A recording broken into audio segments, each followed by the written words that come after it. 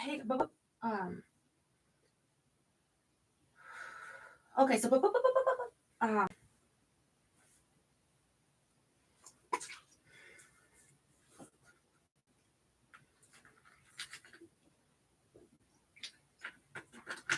so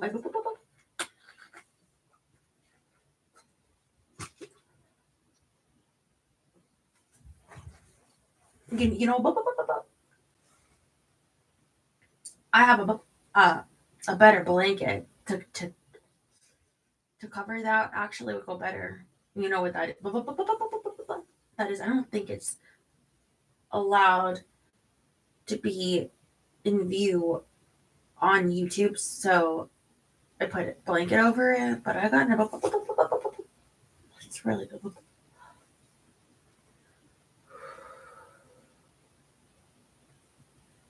Okay, so um.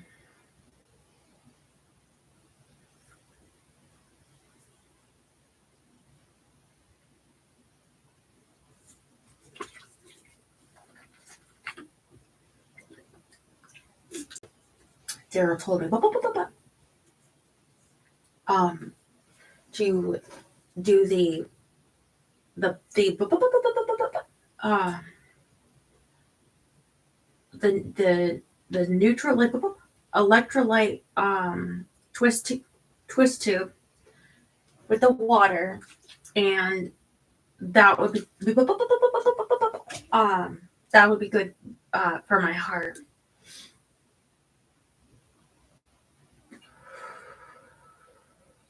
Okay. Since Christmas, um, I've had an irregular heartbeat, um, heart rhythm, and um, so like I woke up this morning and just laying in bed, and my heart would be like um really fast, then slower, then like too like fast, and then like too slower, and jumping around. Um, and I know that um I have a lot of fear, a lot of pain right now. Emotionally in my head. I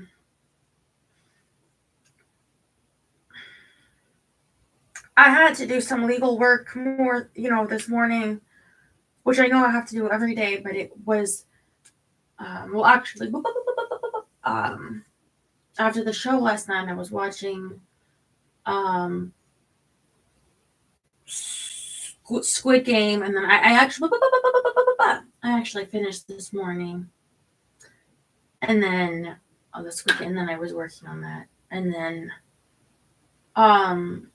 even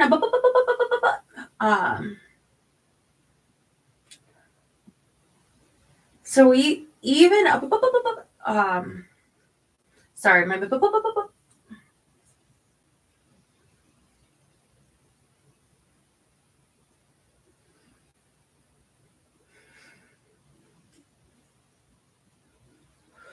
so when I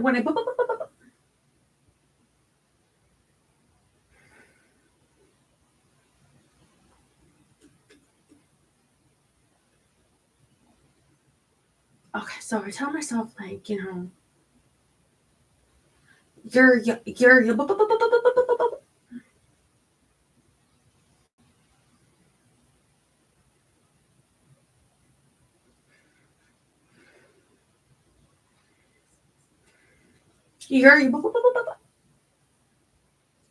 you're young, and so you wouldn't have a heart attack. And I thought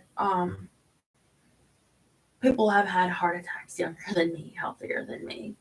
And my mom,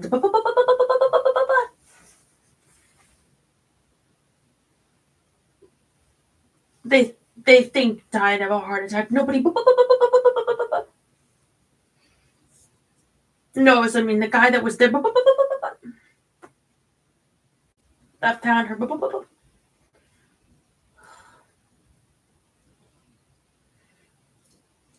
You know, strangely, a lot of people have heart attacks on toilets.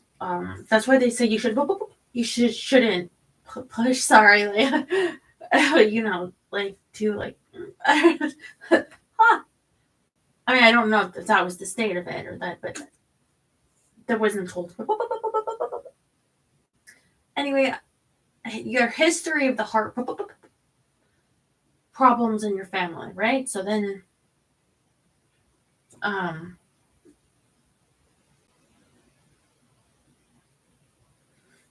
got really scared, and I was like looking up like, this much pain is like this particular like with my heart. It's not normal, and like, I thought, and I still might. I thought maybe I should go to the hospital, and have a cardiologist look at my heart, and I think I'm gonna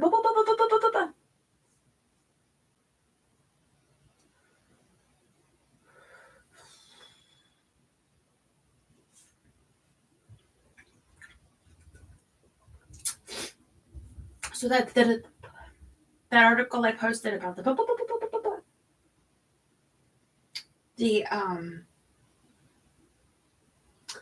brain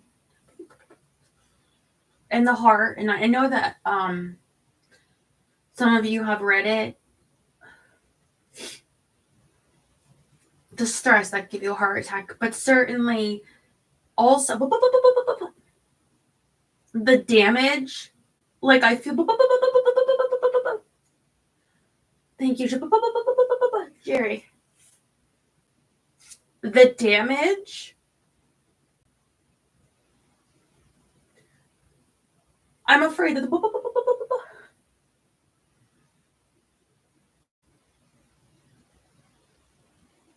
there's damage being done to my heart. Like I know it's not good. This isn't good for me, but like it's like that. It's literally breaking my heart.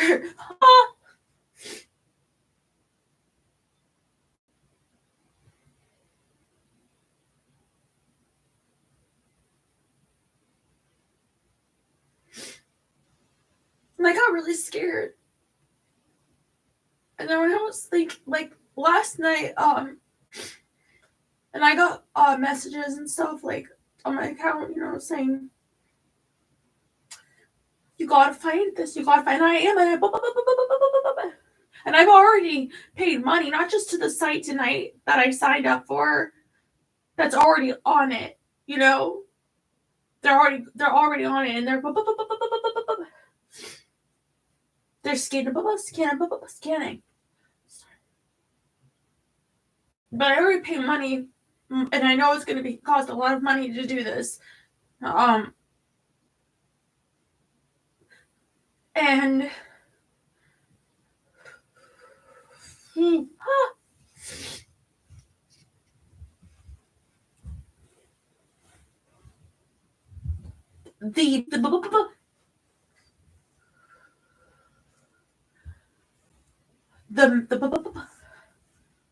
the magnitude, the magnet,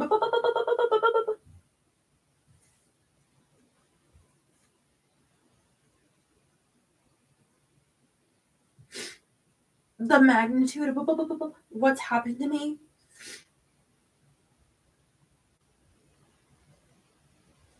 I don't I'm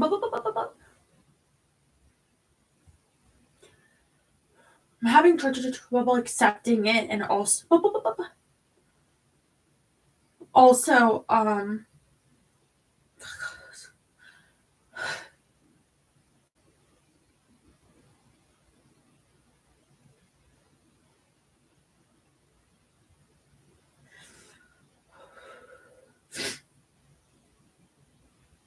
it just it's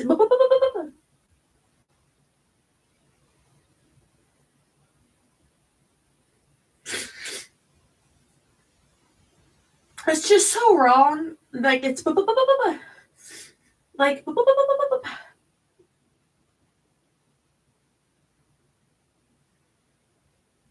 I can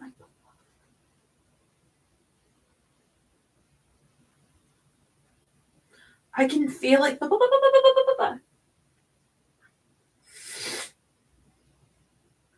I can feel it killing me. I can feel it killing me. And that's why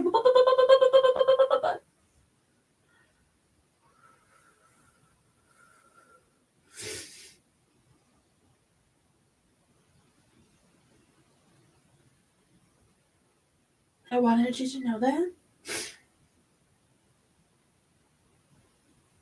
And you know, it's not even just to like.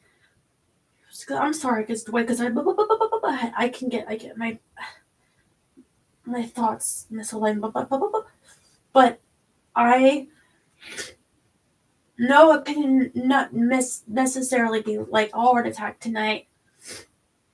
Maybe not even a month from now, but like one day to getting me closer. And I feel it's like if I suddenly like my heart just gets to that point, and they say that a panic attack feels like a heart attack, but this has been even different because my heart rhythm won't get right. It won't get steady. And it's like my body knows, like, you need to be fight. You know, you can't flight because this fight does exist. But then in the moment, like any given moment, how much fighting you can do is limited. Like I have the site that's doing that right now. I have legal efforts that are in process, but like I want to be fighting so much more right now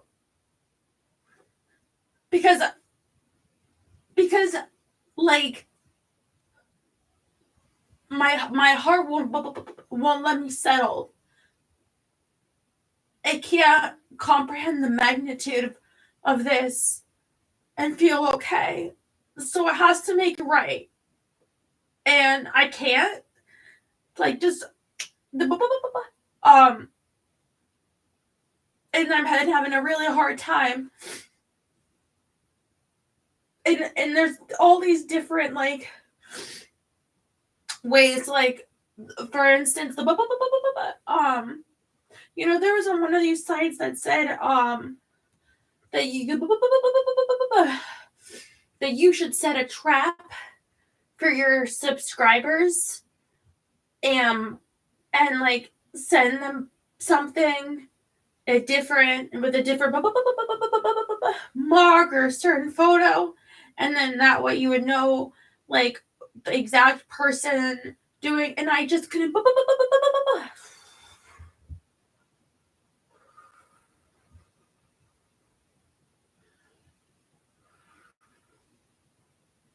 from that point.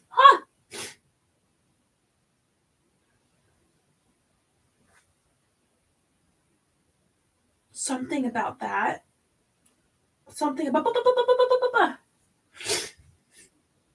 something about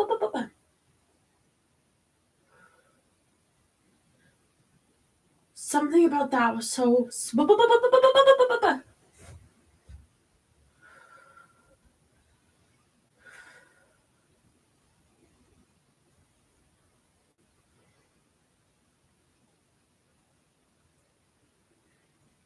I had to. I had to remember that for this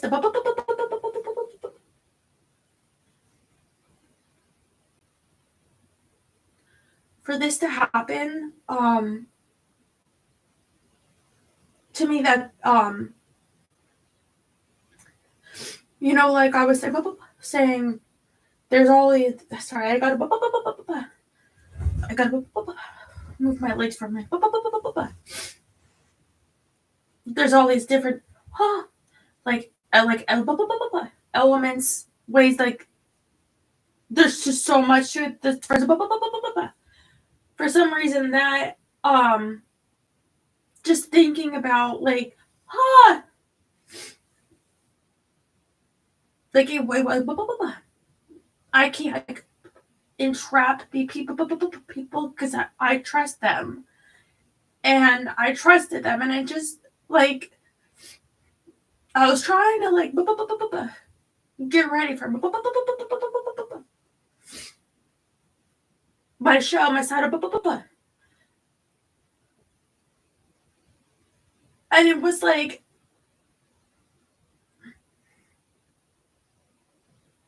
you didn't just trust them like I love them. I say goodnight. I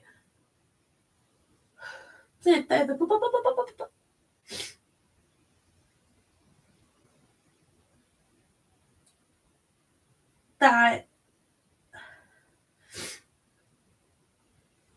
somewhere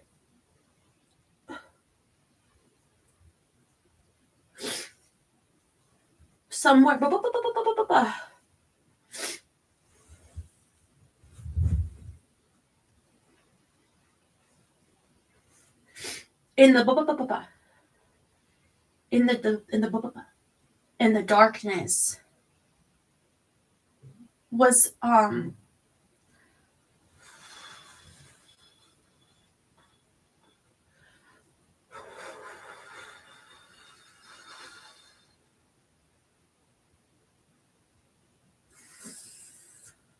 that's a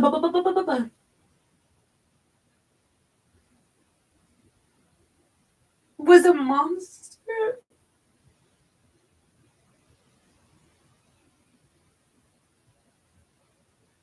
and I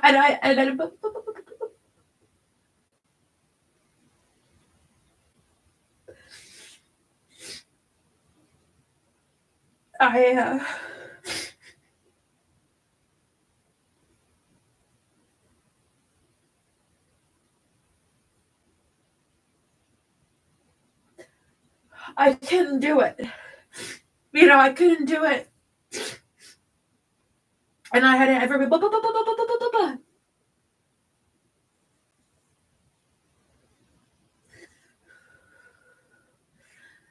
I had to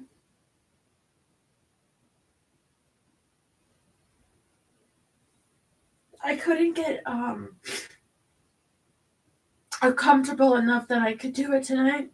Because I was scared.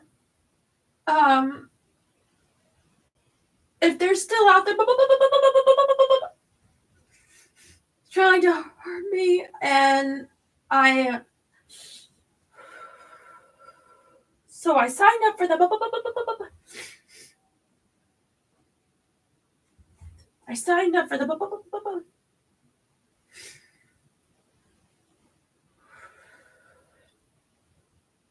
the site. They did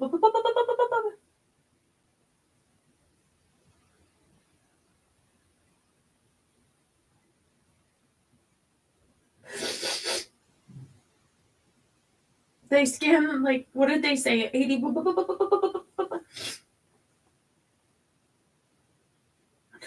I didn't even know that many like existed that or maybe they even obviously I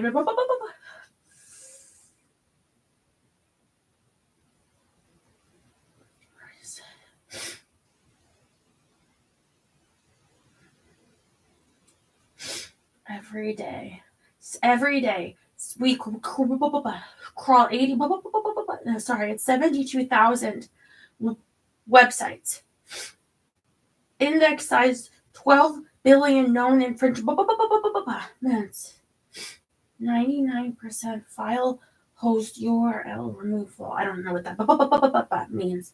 100% search results removal. 4,379 content creators we serve. And I feel so like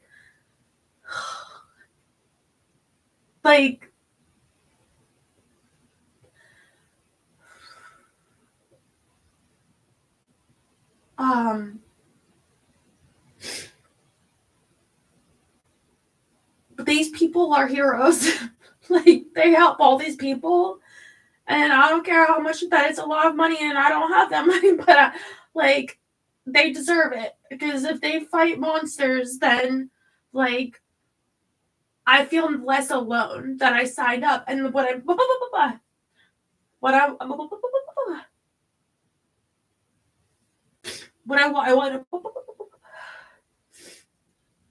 want you to know that is that I didn't feel comfortable tonight to do it, but I'm having them give help.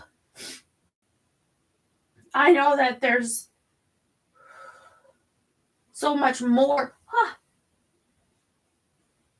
to be done in legal suits that I'm doing, but so it's tonight. It's not for every date night. It's just that I can't, and you wouldn't. You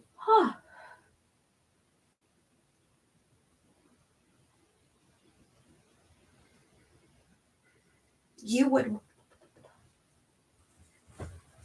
Sorry, I'm gonna.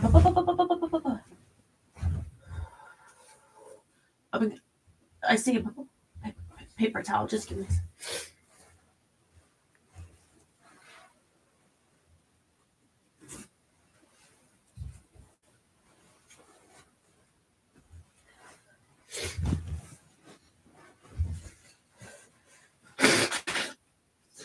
Sorry.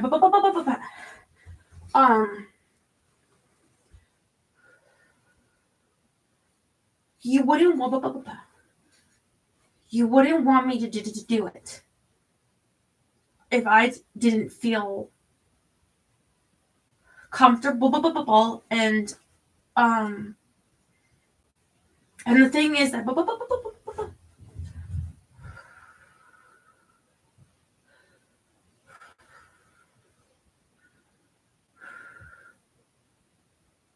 I feel that I let you down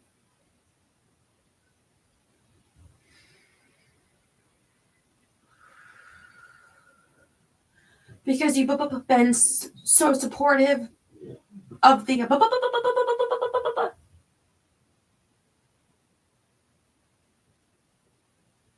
so supportive of all this, but I can't do it tonight. And I also feel like the fact is that it's a sign of like I'm really not due to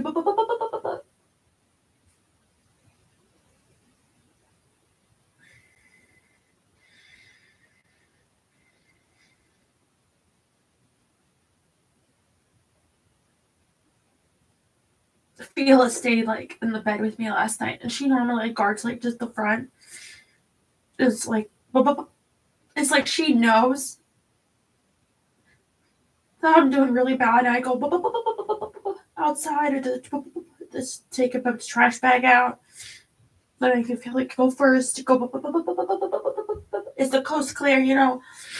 And like I'm worried about the strain on my body, my heart, and I'm angry that, and that hurts too. To be anger hurts, but I'm angry that I'm well, I'm angry about all of it. A lot of the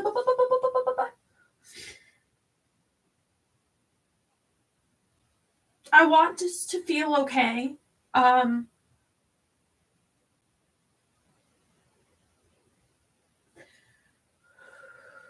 try to breathe. I try to you take it. I take a shower. I watched the Squid Game. I took my vitamins. I had a salad. Got my perfect. I gotta do another one because I almost drank this one.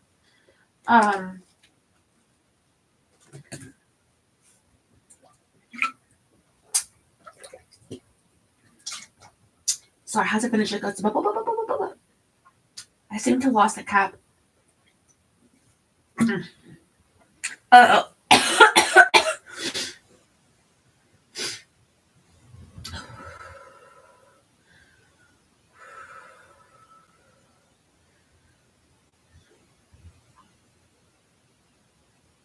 So you want to know one down? Yeah, I just everybody looks forward to Saturdays. Me too. But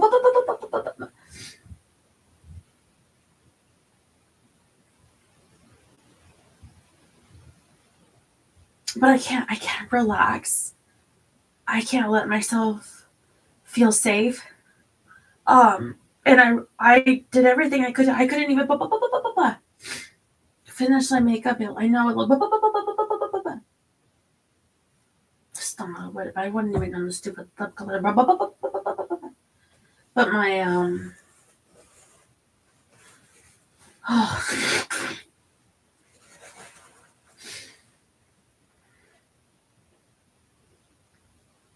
so I thought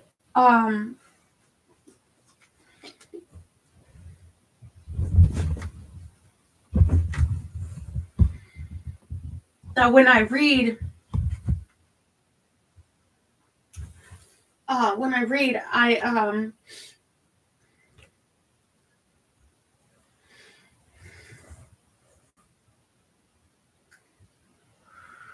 when I read,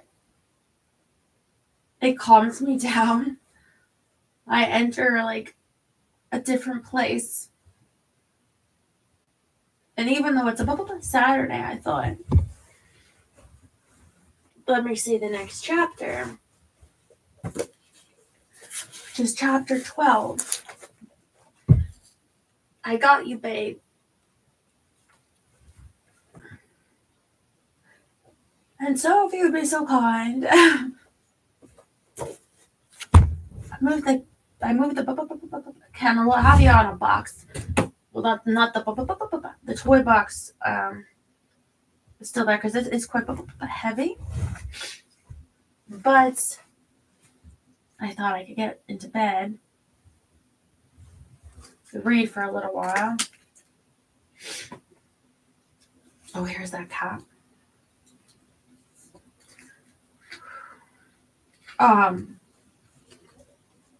Give me a second. I have to do it between.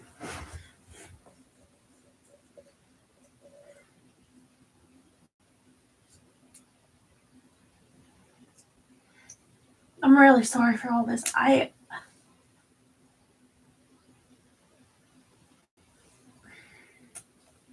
wish I could just feel better, but I'm doing all that I can,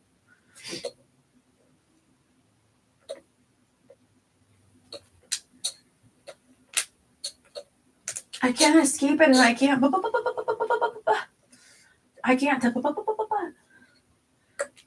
I can't stick my head in the sand and tell myself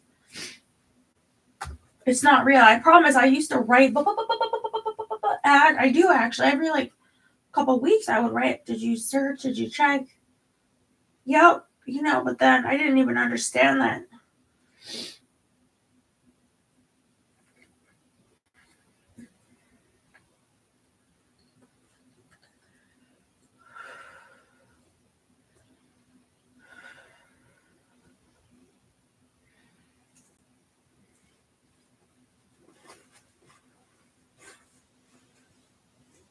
Something so bad could be possible.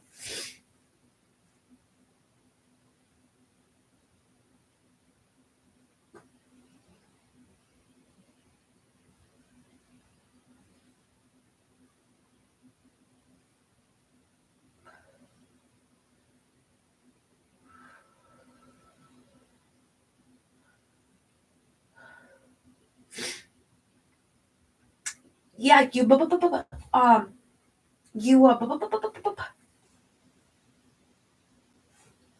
so I don't know if any of you, anybody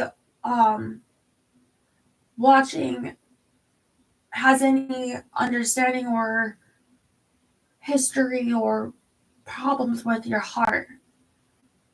The article I read, it said some people are not, or different levels of like aware of their own heartbeat, what's like normal. Probably people that like work out a lot, have some kind of, I don't know, maybe they have watches and they know these things.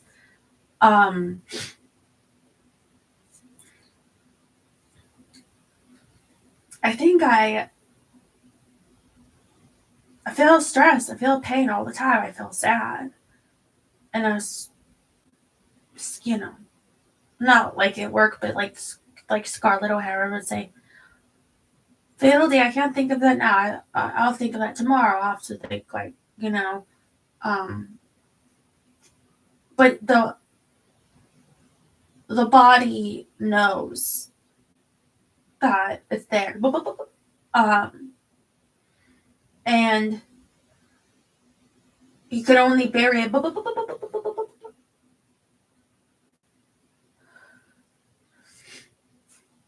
And you're in your mind, but it will find your cubby holes. Huh.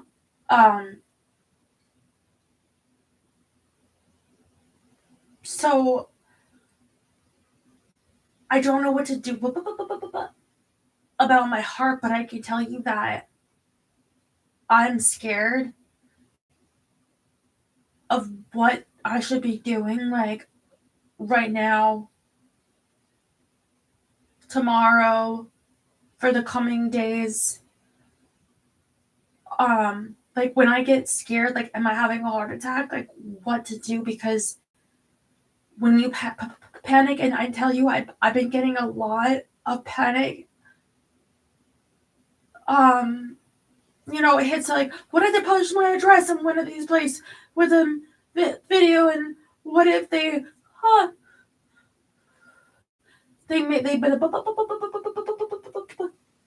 these people, they make a lot of money with my work. So what if they want to kill me? What if they want to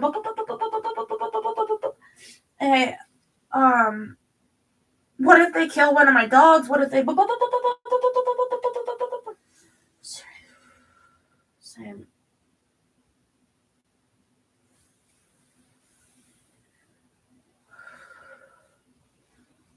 And so that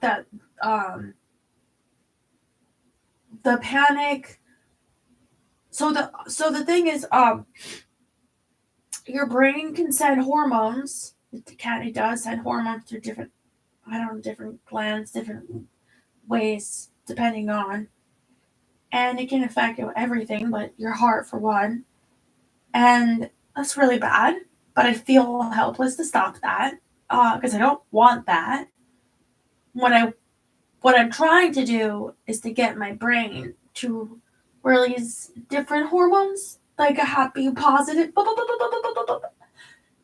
non-terrified ones, even though it knows it has to be concerned, it has to fight and work and handle this. But also, that's why I'm hoping, like, when I read from the book, maybe for a little while, I can feel a little bit happy because I need to feel a little bit happy. I need to find a way for my brain to make my heart with those hormones that are good. And I don't really know how, but I'm going to try.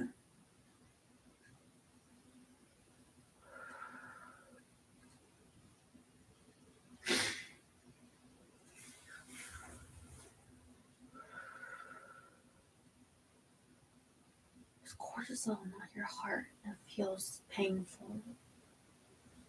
Yeah, it feels painful.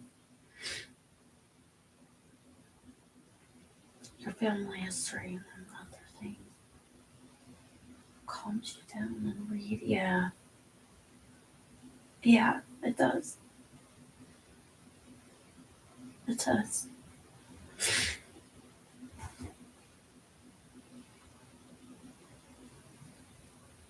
I was hoping.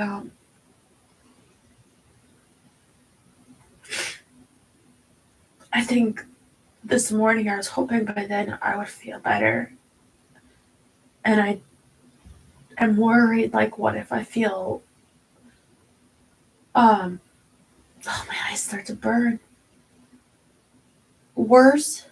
And the thing is, you don't know for sure how you'll feel. You just hope, I guess, and you try. But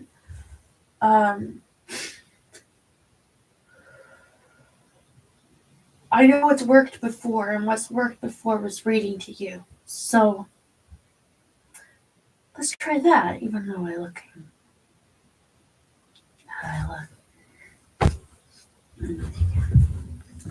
what?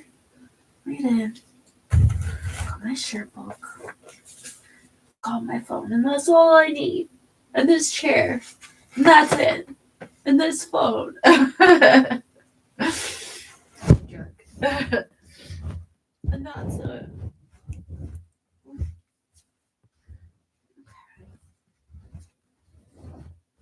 Oh.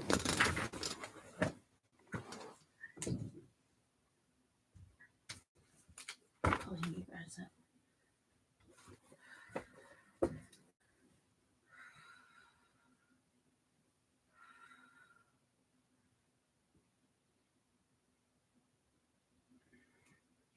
Did you see it? I said Betty now because I couldn't put the link. It said I'm out of promotional links, so I couldn't put the other link.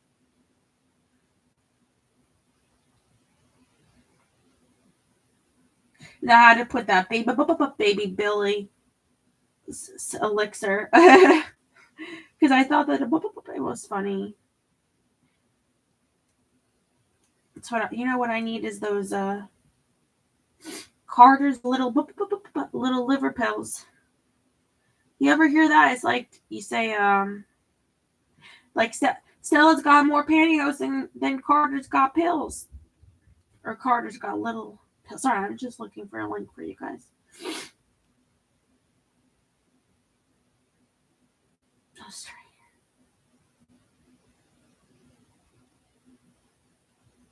Anyway, that has like that guy from Fallout. When does Fallout come back?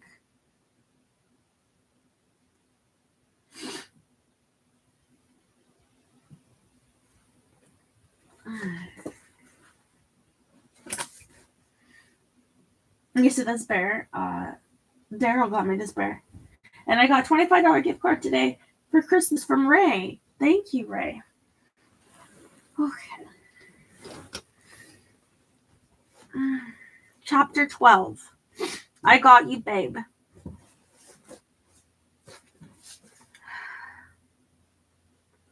Arriving at the recently renamed John F. Kennedy Airport in New York was surreal. We stepped off the plane to 5,000 screaming teenagers holding up banners and rushing toward us as we entered the arrivals hall. I nearly turned tail and ran. The police and fire crew helped us to our waiting limousine, but the fans still almost ripped off the door. Some thought we were one of the so-called British invasion bands that had started with the Beatles and now included acts like the Kinks, Herman's Hermits, Jerry, and the Pacemaker. I'm sorry, but saying the name Herman's Hermits makes me laugh. And Peter and Gordon. Everything British was suddenly the hippest thing going on in America. So it was funny that we were American and had to go to Britain to get famous first. Having escaped from the crowds, we were driven to New Hampshire House Hotel south of Central Park, which became our Manhattan base. It was good to be back in New York, and it felt so different from when I'd lived there with Mom, G, and Gilbert. No longer a crazy teenager who didn't have a clue what I was going to do with my life. I was now the someone I'd always wanted to be. Sonny and I went into Atlantic Records to record some new tracks. Amit Erdogan welcomed us home and then invited us to one of his legendary parties, this time at his beautiful brownstone on the Upper East Side. We were introduced to all kinds of cool people who we didn't know. Everybody was excited to meet us now that we were so famous. We met the rich, famous, and titled. I even met Andy Warhol, who seemed nice but didn't say a thing. And I came face to face with baby Jane Holzer, the socialite and model who spoke in such a baby voice and made me laugh. I've never heard of her, but somebody like Terry, can you make note to send me a baby Jane Holzer like clip so I can hear her voice? I don't even know how to talk in a baby voice. Like how would it? I was gonna say, can you show me? But I can't hear you.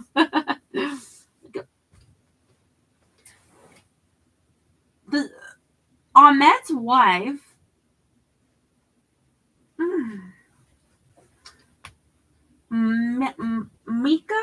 Micah was one of the loveliest people I ever met. Romanian with skin like porcelain. She had a fabulously posh accent. I adored her. She had fled her homeland after the Russian occupation and made her name in America as an interior designer. Baby, you know what it is? Like when didn't I do that once when I wanted to act like stupid for some, like what was it? And I was like, that's so stupid. I don't know, maybe when the crying heals, I can try it again. In her 30s, Mika was a tad naive. So when she accidentally walked in on Otis Redding and a few musicians smoking a joint, she told her husband Ahmet, "You're not paying these people enough. They're so poor, they have to share the same cigarette." At the last of the Ergoton parties we attended, in the same palatial venue before we flew home, Mika wore a stunning Dr. Zhivago style coat in brown fur with leather toggles, and I gasped, "Oh, Mika, that's the most beautiful coat I've ever seen." I declared. From the party, we went straight to the airport to catch our flight back west. And when we opened the trunk of our limo, oh, thank you, Jerry. Our Lamo, her coat was there, a gift for me. These days, I'd rather die than wear fur, but in the 60s, I didn't know better, and I loved her for it. When Sonny and I had flown out of LAX for a few weeks earlier, we'd been so broke that we'd had to hawk or sell pretty much all we owned. By the time we flew back, we were rich, at least on paper. We were talking the whole flight back about what we were going to do. Charlie and Brian were saying that they were going to walk into a Cadillac dealership with a bag full of money and right there and buy the new car all in cash. Of course, nobody handed us wads of cash, and we were put straight back to work, finishing the final tracks for Look at Us. With our sudden rise in popularity, we needed to pull together the rest of the album because people were clamoring for it. Sonny hired many of the musicians we knew from Gold Star and recorded covers like Unchained Melody and Then He Kissed Me. The rest were existing recordings. There was also an old Ma Rainey number called CC Rider with one line adapted. Baby.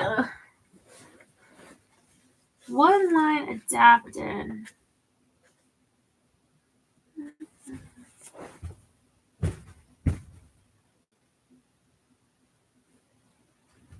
About going to the Hilton and not getting in. Gotta milk your controversies, I guess, back then.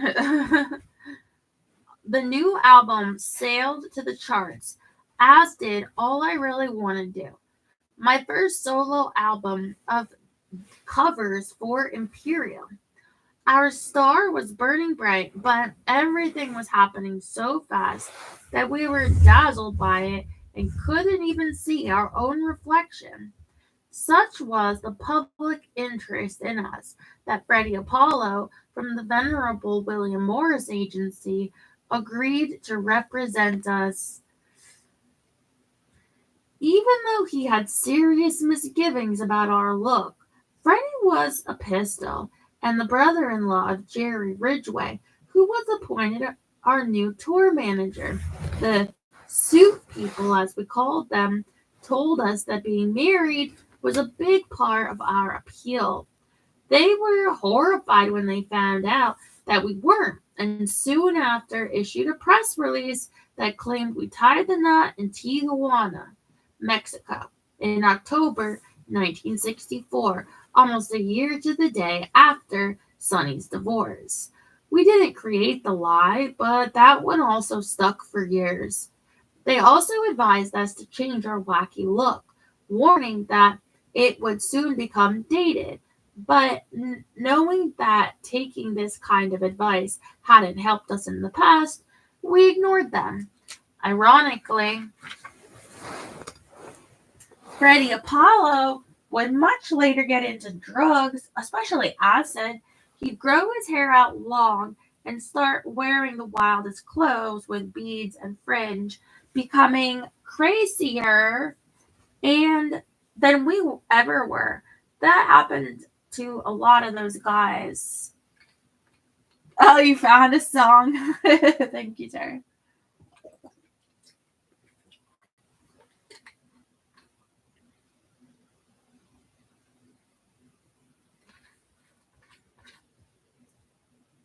I wonder if I could bring you higher. Maybe if I put you next time, I put you on that. And also then the box on top of that. And then you could see straight, and then you could see Ariel, Princess Aurora, Cinderella, Snow White, mostly Ariel. Because Jerry calls me Disney Princess. And John calls me a Little Mermaid. So I got all that. And there's a Hello Kitty over there. If you were higher.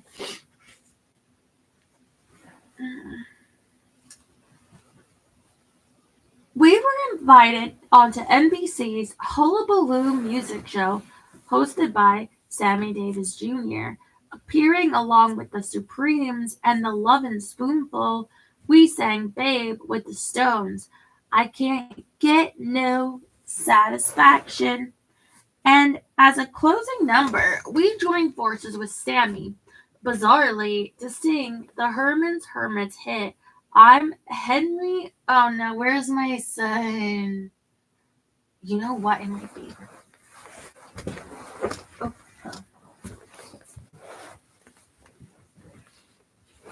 Got it. Got it.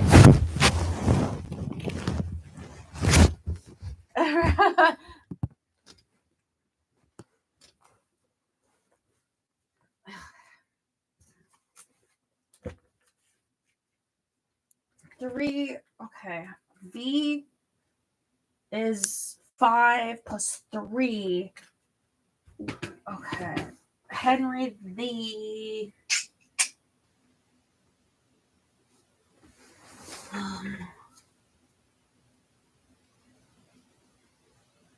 Was that? Yeah, 8. Okay. Henry the 8th, I am. Oh, yeah. Sorry.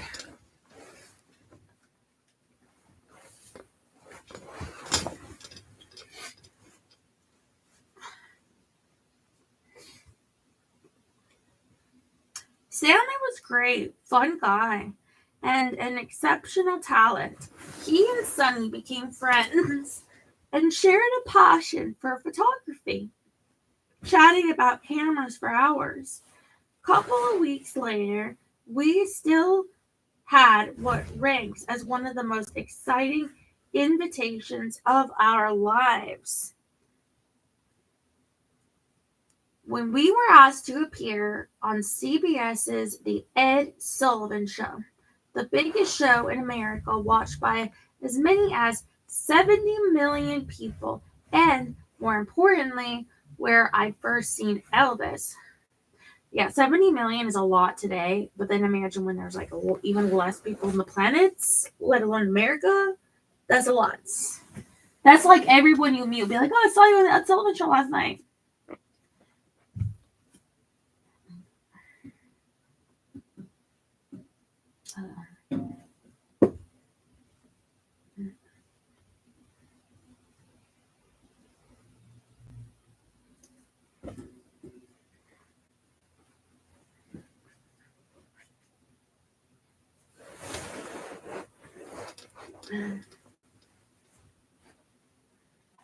To be following in those footsteps wasn't something we'd ever thought possible. It was proof not only that we'd arrived, but that we were popular enough that the show's all important viewing figures would soar.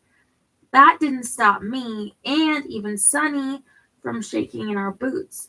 When we arrived for rehearsals and spotted Ed Sullivan, I was so excited to meet him, but also anxious because I knew how powerful he was. We've been warned that one acerbic comment from him on national television could bury us because everyone trusted him and he was so famous. He was like George Washington.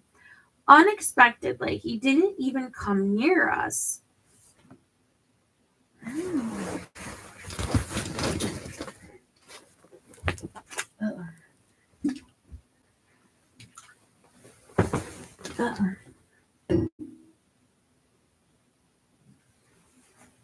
Do you see the microphone right there? I put it down there on the floor.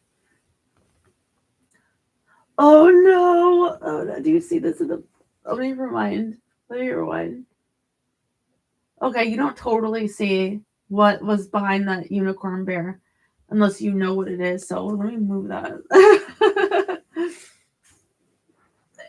And you being none the wiser.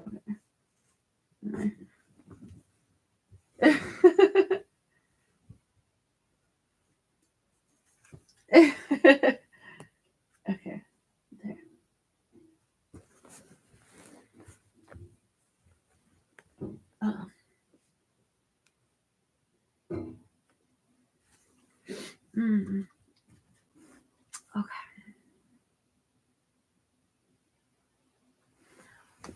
All he knew was that our being on his show would bring in younger viewers.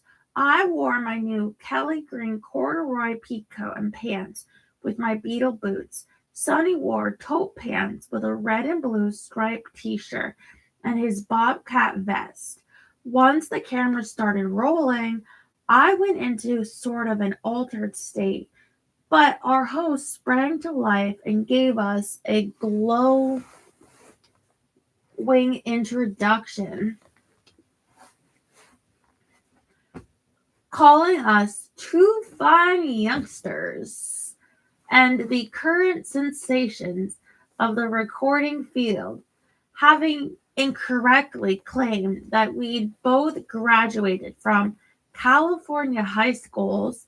Mr. Sullivan added, within the past 3 months, they've everyone in amazed everyone in show business by getting 5 hit records in the top 50, in addition to 2 albums, which is just incredible.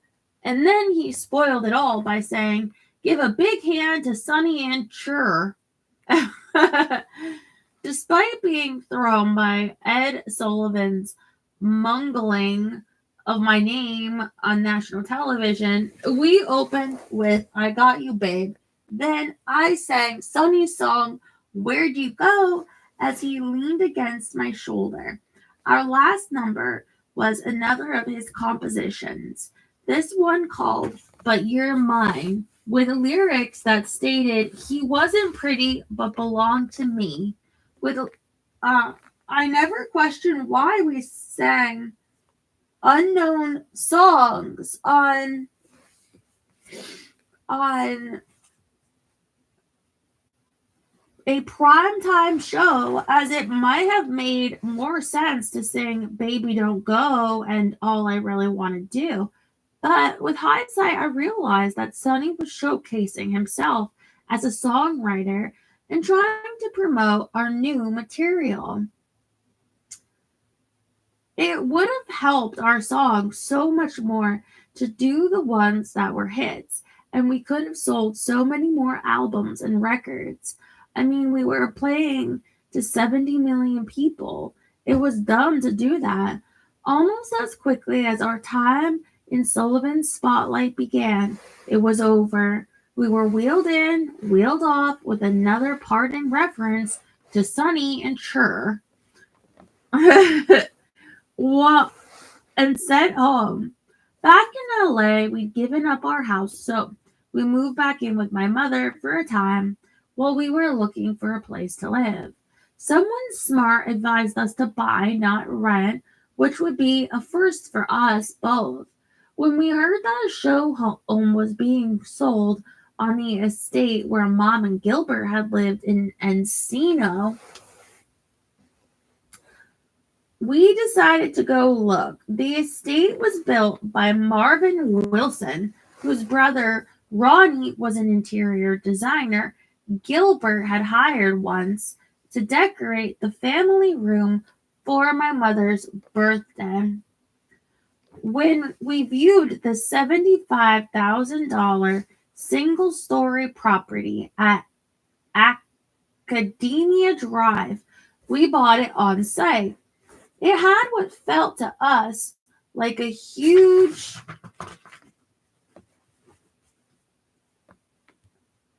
living room, a massive bathroom, and the most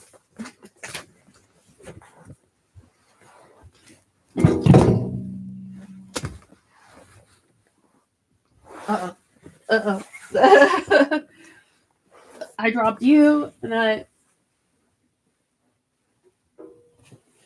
me see. There you go. I meant to throw this overboard. Okay. What do they say? Is it anchors away? Oh, okay.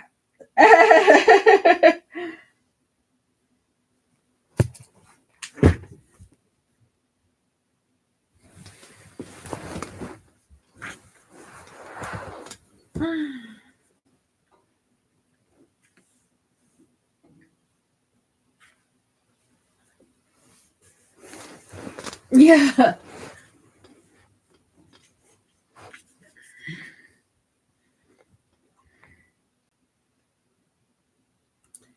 A massive bathroom, the most gigantic closet, and a swimming pool with a view over the valley. We liked what Ronnie had done inside and purchased all the furniture too. It wasn't quite the house of my childhood dreams. I would have rather been in Los Angeles. I never lost that. Still, I was pretty excited about it. And since it was our first proper home together, I wasn't going to look a gift horse in the mouth. I adored Ronnie, who was in his 20s, and he and I turned out to have a meeting of minds.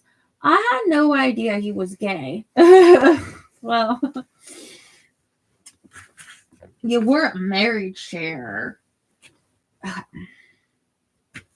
All I knew was that he was fabulous and drove the most amazing metallic blue Corvette. I wanted one just like it. It is not surprising that he went on to become the interior designer to the stars and decorate 19 homes for me over 6 decades. Wow, that's a lot. That's really great. My mother and G were moving too, as Gilbert's alimony was dwindling. Sonny assured me that we were helping them financially. They found a rental on Balboa Boulevard. Oh my god, I think I had a mailbox there once on Balboa in the valley. Near a Trader Joe's a few blocks from us. I know we went to the house at least a few times, but I don't remember what it looked like. I was working so much then. I was.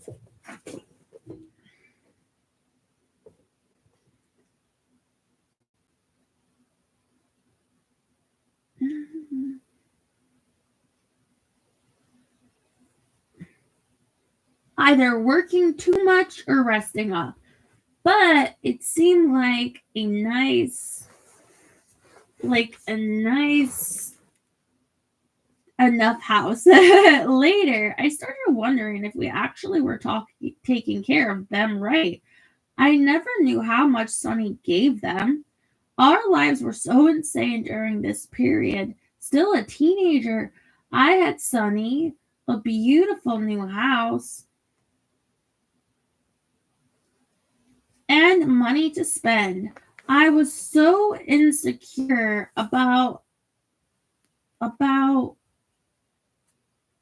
becoming poor again that I started buying two of a few key household items in case we needed to replace things that had worn out. There was no logic to owning two electric frying pans or two hair dryers. So I'd have been a broke housewife with great hair. But it made me feel better because since childhood, I'd been accustomed to losing what I had or being forced to trade down to a worse situation. I think it went back to the incident when my shoe had to be held together with rubber bands. Sonny didn't ever seem to fear. Oh my god, I would love a freaking house tour of Cher. I'm sure she doesn't have one of them like architectural digest, deals, but like, wouldn't that be amazing?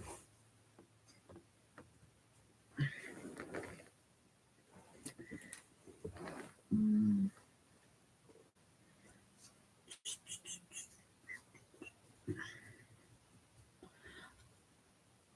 Sonny didn't ever seem to fear being poor again and treated himself to a dirt bike because the many paths cut into the hillside around our neighborhood were perfect for riding. Despite having everything we wanted, Sonny and I never seemed to enjoy the fruits of our labors in the same way that our peers did. We would only do what he wanted to do. We didn't go out to dinner or to movies anymore.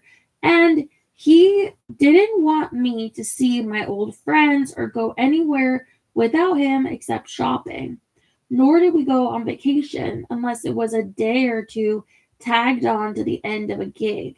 If I complained, he'd look at me like a disapproving father and tell me, "This is our timeshare," which I understood.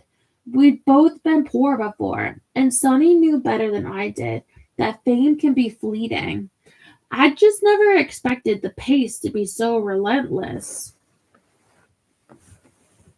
Trying to capitalize on our popularity while we had it, Sonny continued to add more to our already overloaded schedule. He worked us constantly, with hardly a moment between gigs, recording sessions, and interviews. We also made appearances on TV shows like the one hosted by Danny Thomas, Shindig, and Hollywood Palace, hosted by Milton Berle. The comic I'd enjoyed watching on Mama and Pa's first television. I liked being on those shows, and especially working with Uncle Milty, who was hilariously dressed up in a bobcat vest and wig pretending to be our child, Sonny Jr. I gotta find that. but I couldn't help but feel that the television industry thought of us as just a novelty act.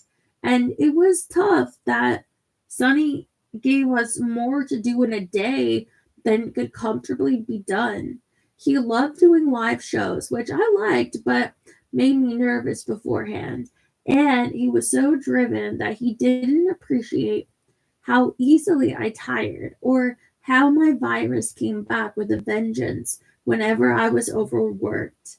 When I visited my doctor one day, he was surprised that I didn't have the scar everyone had on their arm from their childhood vaccinations. But I probably was moving from one school to the next at the time that they were administered. He gave me my missing shot and it got infected, making me dangerously ill. A week, I begged Sonny for some time off so that I could rest. It's too much, I tell him, but there was always another item to be checked off the list. See, that's why, like, for me right now, I'm like, ate that salad. Um, I got protein, like vanilla drinks, like vitamin. Like, I'm really trying to, because you have to realize that when your body is under so much stress, that it's trying to fight so hard. Your immunity is very weakened, and you could get sicker and sicker. So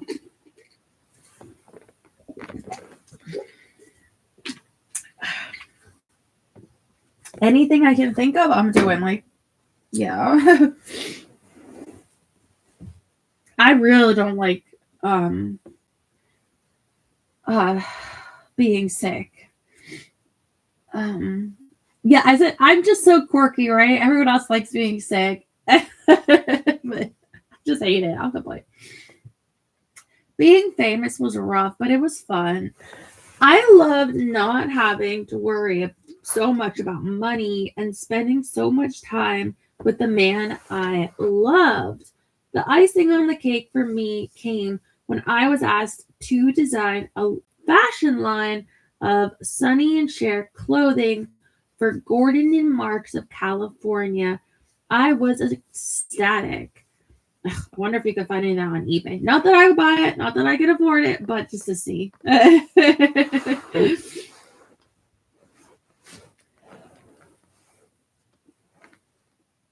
This was beyond any childhood dream.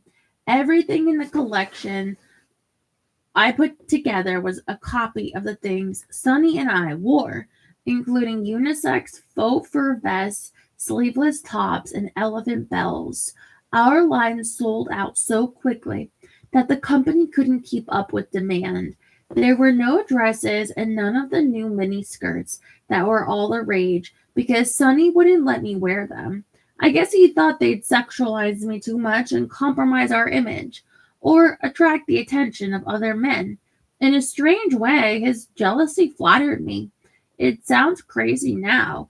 Jealousy doesn't mean love, but it didn't feel that crazy at the time. I remember when I finally got to wear a mini skirt. Twiggy was coming over, and I really wanted to wear a dress to meet her. I got this little golden colored mini dress, cotton brocade, very short with shoes to match. To appease Sunny, I wore under something underneath that was almost like a pair of bloomers, but not quite.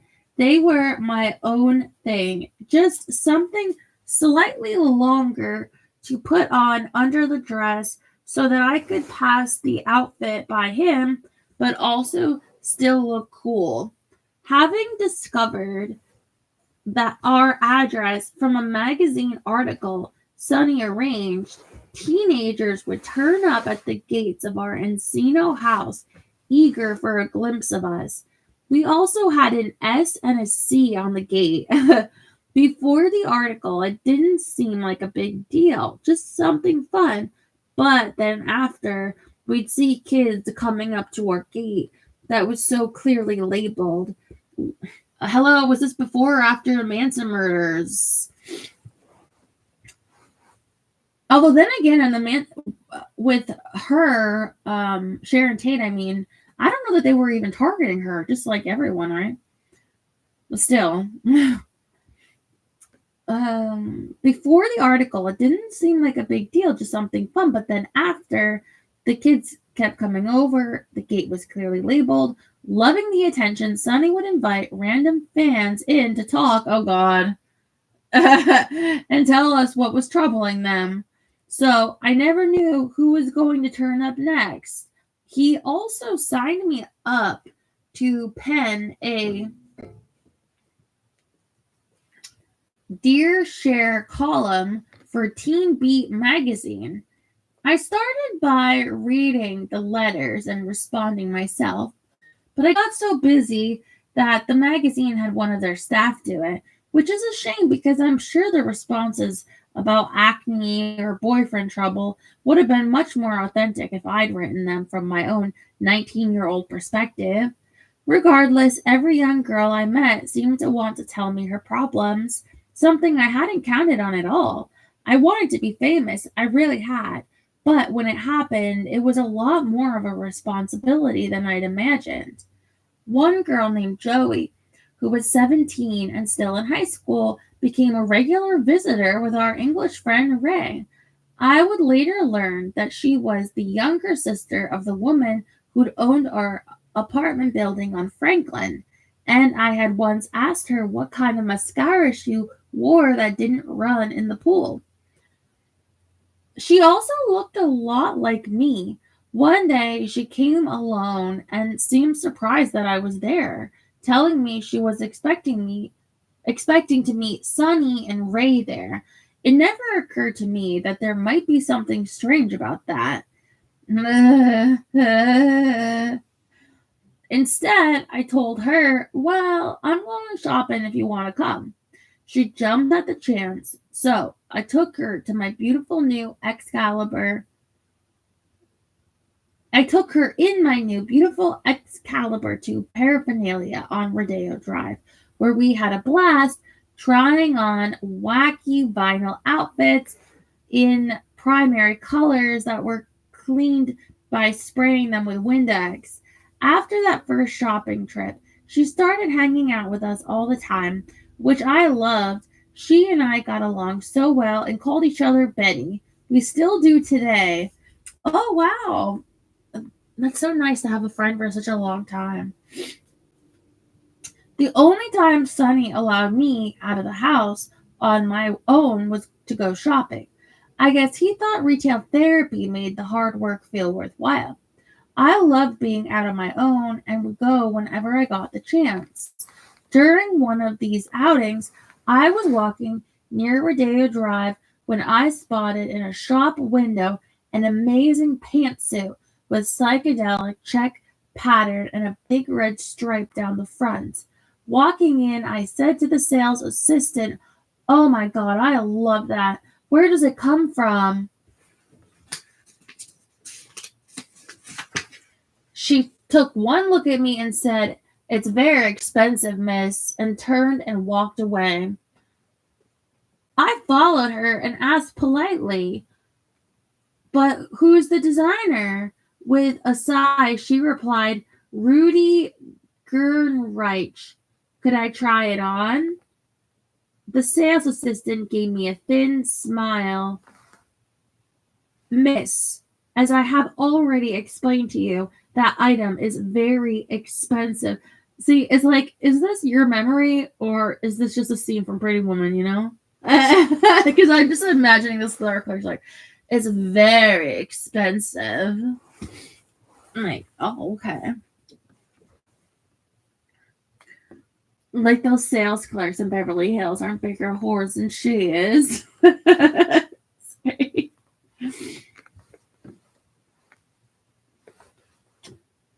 She was so dismissive of me in my little crop top and bell-bottom pants that I lost patience. "How many colors does it come in?" I asked. Looking at me askance, she replied, "3. Great, I'll take one in every shade." "Oh, I see." I watched her expression shift. "Well, do you want to try them on?" "No, I'll just take them." Yeah, so the moral of the story is, if someone is like hella rude to you, give them like a good commission. Like,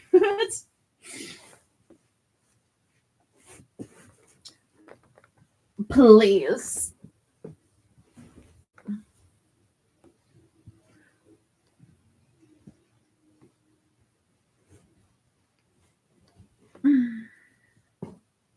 One time I went to like I think it was a Macy's, and I wanted to get like an eyeliner, so I was on like a beauty counter waiting and waiting. And nobody would help me. And because every time I was like waiting, I thought it would be my chance. The person there would go to somebody that came after me, and they weren't even buying anything. So anyway, this one lady, this girl, like, she's like, "Can I help you? Like, for show you anything?" And she was in a different counter. And it's like, "Yeah, I'm looking for some eyeliner because I really like black eyeliner." And at the time, like, I didn't have any left. And she sold me on like all this shit, right? And I walked out of there with like bags of makeup. And the person that ignored me for the other person, they bought nothing. And they're just like watching with their mouth open, like, what the hell? She was like really a buying customer. Like, yes, I might look stupid, but I like to buy makeup. At least at the time, I didn't know how to buy off the internet like cheaper. So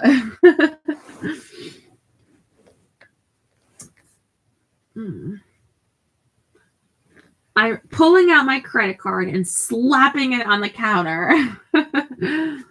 The bill was more than I ever thought anyone could pay for anything. But it was worth it to see the look on that bitch's face. As soon as I left the store, I broke into tears. I called Sonny. "I did something terrible," I sobbed. "I spent so much money." When I told him the whole story, he said, "It doesn't matter. It won't make any difference. Come home." Relieved, I made my way back. Sonny was a homebody, but he'd occasionally take me to nightclubs, never to dance, but to meet people in the industry and to catch up on the latest trends in recording studios. I was often too tired to stay out late, and I didn't see the point if I wasn't allowed to dance or talk to anyone without him. He told me that anything a couple couldn't do together wasn't worth doing. I wasn't even allowed to wear perfume because he didn't like the smell.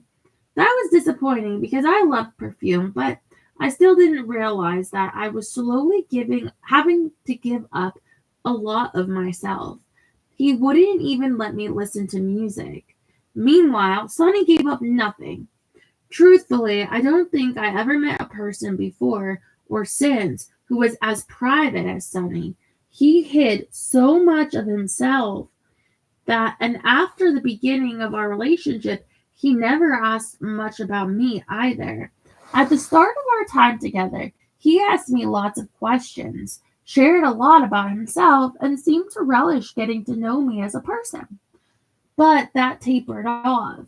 The changes in how he treated me came very slowly, so I didn't even notice. It was very Machiavellian, an author Sonny loved. Yeah, and also it's like he grew to take her for granted, I guess, as I think people often do if they're familiar. But you can always change that. I'm not even sure there was a lot, like people with their parents, like Terry, you better appreciate your father and your mother and your Christmas dinners. How was your family Christmas party, by the way? Oh, wait, no, you decided to sleep instead. I forgot. I'm not even sure there was a lot to ask me, to be honest, because I was becoming more and more a shadow. Only when we worked was I the person in front. I was becoming less and less of an interesting person to Sunny, even though I was interesting and funny to everybody else. The thing he liked about me in the beginning was me being this salty waif, which wasn't what he wanted in a wife. At the end of 1965, we went back to the East Coast. We stopped in New York for some time in the studio, and it was there that we received the strangest invitation of our careers. There was to be a swanky New York society soiree where Jacqueline Kennedy would be the guest of honor. Our hosts were the millionaire Charles Engelhard and his wife Jane, and when they asked who the former First Lady might like to invite, she shocked them by replying, I'd really like it if Sonny and Cher would come and perform. The invitation was passed to us through our agent, who accepted on our behalf. That's how the most unlikely couple in the history of the world was allowed at the hallowed sanctum of one of the largest private apartments in the exclusive Waldorf Astoria Towers. We were permitted one rehearsal with our four-member band in the afternoon. Then we worked out which songs to sing and how to set the volume for the space. We never played a house before, and we're accustomed to arenas, not long living rooms with low ceilings. I'd never seen so many silver plaques, coffee sets, and ornaments. Why do they have so much silver stuff lying around? To show that they're rich, darling. I don't know. The dinner was great. Ooh, that's good. Did they have beans on toast? Your favorite?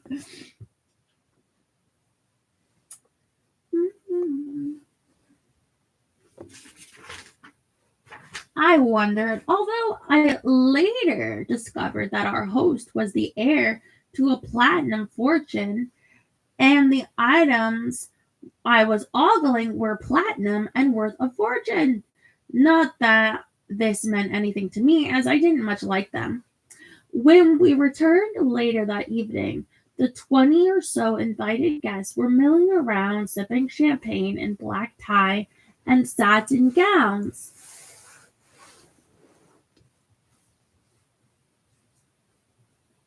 They were the creme de la creme of Manhattan society. We arrived up the back elevator and went into the living room to set up.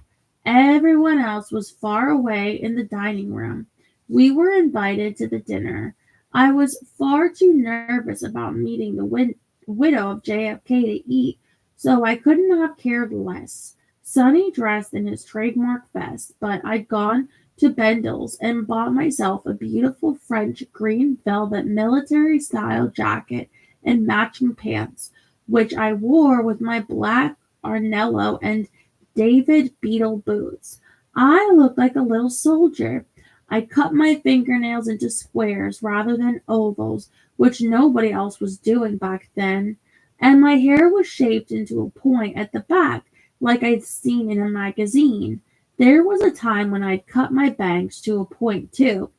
Once the dinner plates were cleared, we made our way to the far end of that silvery salon to sing a few of our best selling numbers.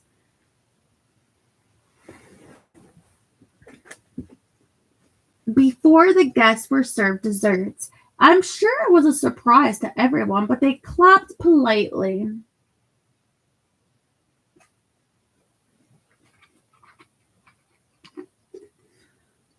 Terry, it's spelled darlings with like 3 or 4 H's and no R. Don't you know?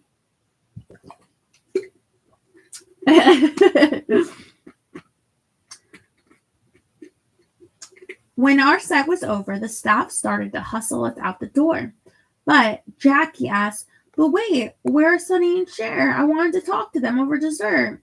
So the staff raced after us and brought us back in. Shortly afterward, all the men adjourned to smoke cigars, and the women in the room stood up as one and walked out. Nothing was said, and with herd instinct I followed. The ladies gathered in a mammoth bedroom with an ensuite bathroom, where everyone settled down to gossip while they tended to their hair or makeup before dessert. A strange looking woman with dyed black hair and an enormous string of pearls marched up to me, lifted my chin in her bony hand, and said in a masculine voice that seemed accustomed to giving orders, "My dear, you have a pointed head. You are beautiful." I couldn't think how to respond, although in my mind I was thinking, my head isn't pointed, it's just not flat. Fascinated by the grand woman with massive earrings standing in front of me, I looked around and saw that no one else seemed to notice how odd this wild old broad was, and I wondered why. "And you're so skinny," she added, sucking in lips coated in lipstick under an enormous nose. Are you aren't you why aren't you a model? Richard must see you. You'll love him. He's divine." I had no idea who Richard was and assumed he was at the party, but this odd woman remained where she was, running her eyes up and down my 102-pound frame. I felt like a butterfly pinned to a board. Once she'd seen enough, she flipped open a beautiful compact that looked like something Catherine the Great might have owned and held it up high, her head thrown back to apply more red lipstick on a face that was heavily powdered and white. I was mesmerized. At 19, I was the youngest by far. I settled on the edge of the bed with my hands clamped between my knees, unsure of what to do. Jackie Kennedy, who was 36, sat down next to me with such an elegant bearing that she reminded me of my mom. Tongue-tied, all I could think to ask was, "How are Caroline and John Jr.?" Recalling how brave her children had been at their father's funeral just 2 years earlier.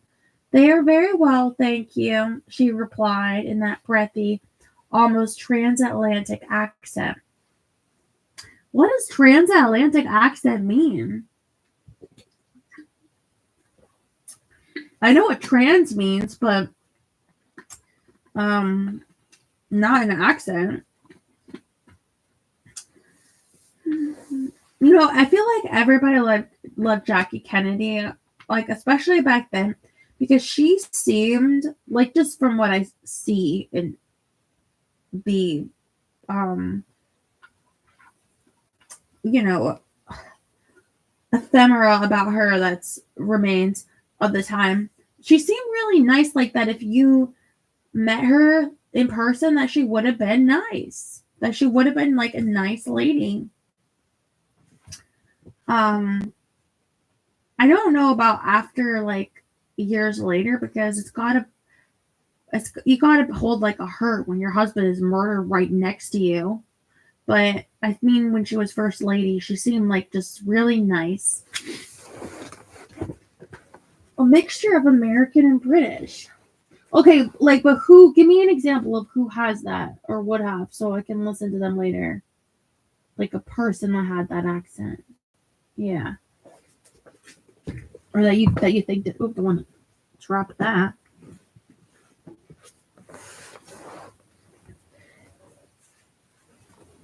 Get him.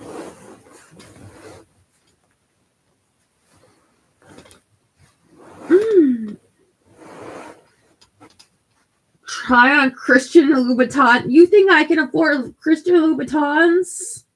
What is what? What? Honey. No, please, yeah. Please buy these. You know what? I'll make a deal. If you buy them for me, I'm a 7.5, by the way. I don't know what that is in Louboutin numbers. Then I will wear them. I'll even ship them back to you. Okay. But no, I don't have them. Except. Okay.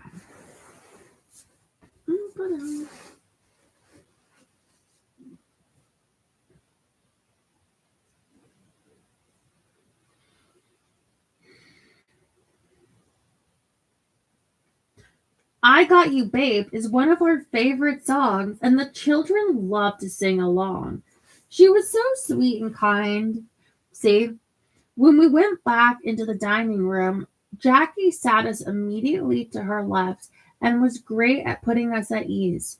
Sonny gave her something for the children, two little Catholic saint medals, which, as a woman of faith, she appreciated. She told him that he looked almost Shakespearean with his page boy haircut, and from that moment on, he was like putty in her hands. Well, I think he was putty before, but that only helped. Cary Grant. As if the week weren't memorable enough, I received an invitation to be photographed. Did I tell you guys what I thought of season 2 of Squid Game?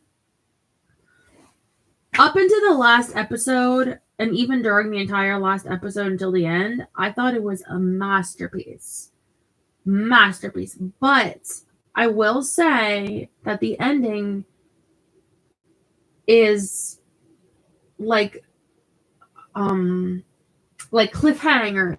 Like they already said there's a third season. So it doesn't feel like the story's complete, but you definitely will enjoy the ride. And those last episodes, like the last episode, it was like the intensity of a war movie.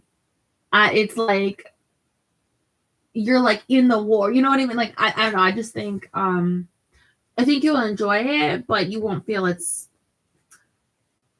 like you won't feel a closure. Yeah. But if you're okay with, like, if you can accept that going into it and enjoy for what it has now, I think that you'll like it. Is it in English? Well, yeah, it's dubbed in English. And I always have subtitles. So, but I didn't like need it. I could understand it.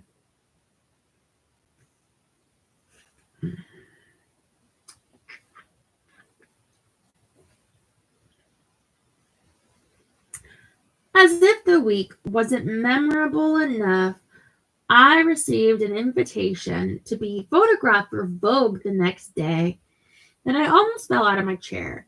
The supermodels of the day were women like Anne St. Marie, Linda Morand, Bernadetta Barzini, and Jean Shrimpton. Yeah, that's the only one that I recognize.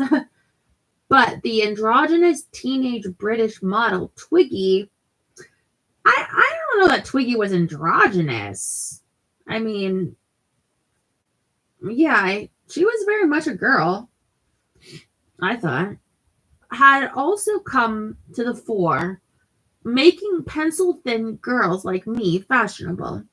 I later discovered that the invitation to appear in Vogue came from Diana Vreeland, the editor of the magazine and one of the most powerful women in fashion.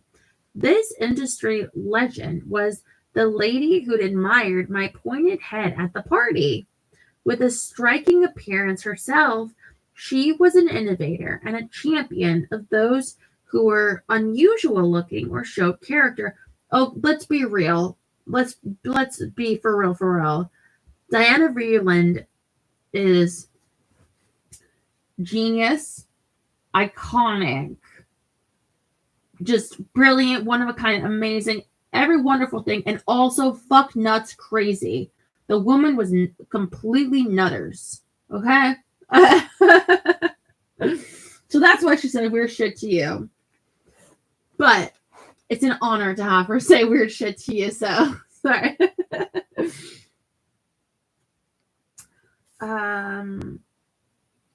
Like Penelope Trey-Verushka and Angelica Houston.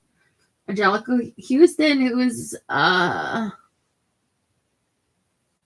the Addams Family. Pastels. Diana had the nerve and foresight to see that we were the new women, even though we weren't beautiful in the traditional sense at all. I've been waiting for Diana my whole life. The mysterious Richard, to whom she'd referred at the party, turned out to be Richard Avedon, the 42-year-old superstar photographer. He was adorable. I had an immediate crush on him. Richard was not very tall and was quite thin, with sunken cheeks and a beautiful face. His clothes were plain but super chic, and he always shot in his slippers. He had lots of beautiful hair and wore his glasses on top his head until he was ready to shoot. Then, with the slightest nod, he dropped them to the bridge of his nose without them ever falling off. He'd wait patiently until I was zipped or sewn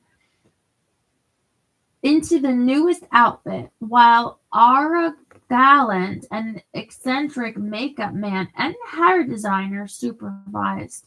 Once the hairdresser Suga had done something amazing with my hair, I'd be brought forward into the lights, where I'd wait stiffly for instructions.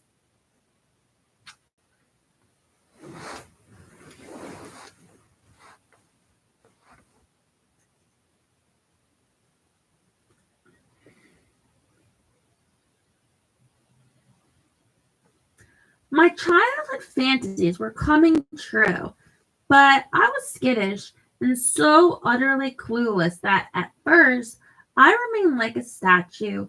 I was accustomed to Sonny having his camera in my face, but Richard was a stranger. After a while, though, I forgot about everyone in the room except the man behind the lens, who was so great at making me relax.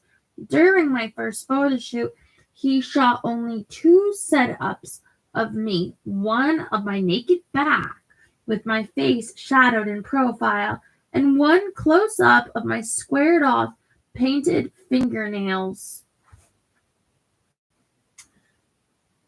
I didn't want that first session to end. Diana wandered into the studio with a cigarette and declared, "Oh, Richard, I told you she was divine. Isn't she the most beautiful creature you've ever seen? J'adore." The experience was mine and mine alone. I felt completely free. I would go on. Yes, because you could be a solo act share. I would go on to shoot with Richard numerous times, contributing countless pages for Vogue. He would get me posing and dancing, even jumping for him. He loved to capture his models in midair, Yes, Cher, he'd cry enthusiastically. This is so amazing. Beautiful. Jump higher. A few years later, Richard would be assigned to shoot a 2-photo spread of me, and it should have taken a day, but our one-day shoot ended up lasting several days, and the magazine published 20 photos of me over 10 pages. The headline was, She Dared. Fashion to Enjoy. The Price is Right. The Girl is Cher. I have to find that. They put me in outfits costing less than $100, which they scrunched up and accessorized with expensive jewelry and shoes to make them look far better than they should have. Although Richard assured me that I look good in everything.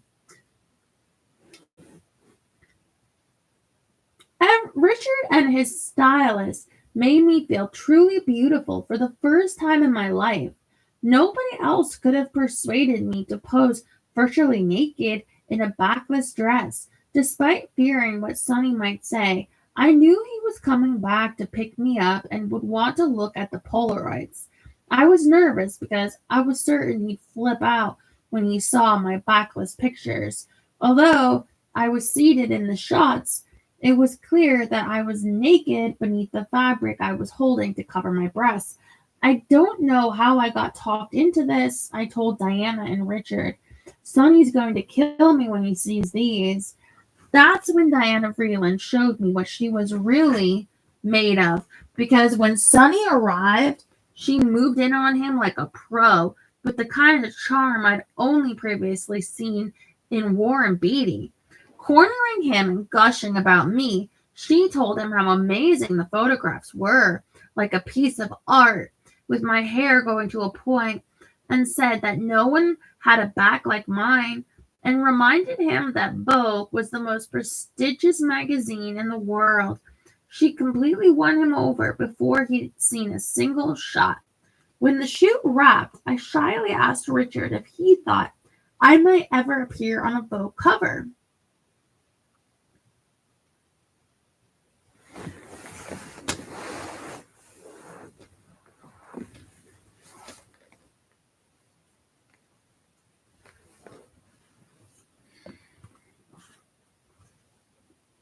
And he smiled and shook his head. You can have blonde hair and brown eyes, or dark hair and blue eyes, but you can't have dark hair and dark eyes. You'll never be on the cover. When I did make it onto the cover for the first time, 6 years later, he was one of the first to congratulate me. Oh, thank you, Jerry.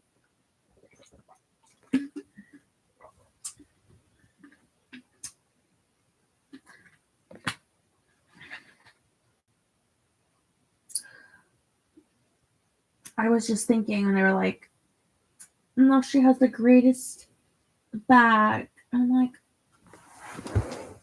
what's wrong with my back? Hold on.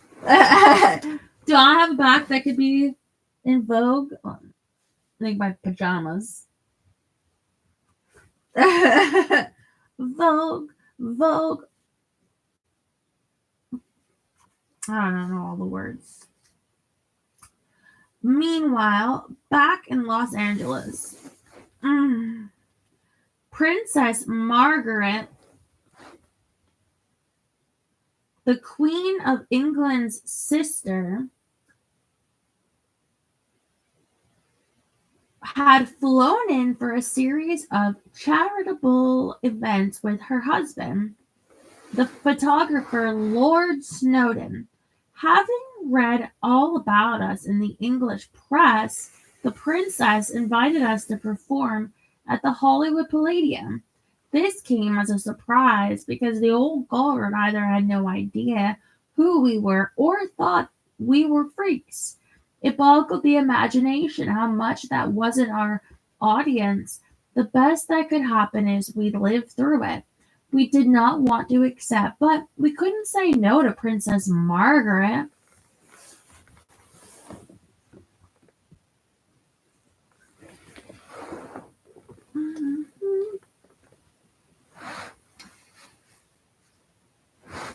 I think we were wearing white outfits, but we should have been wearing camouflage.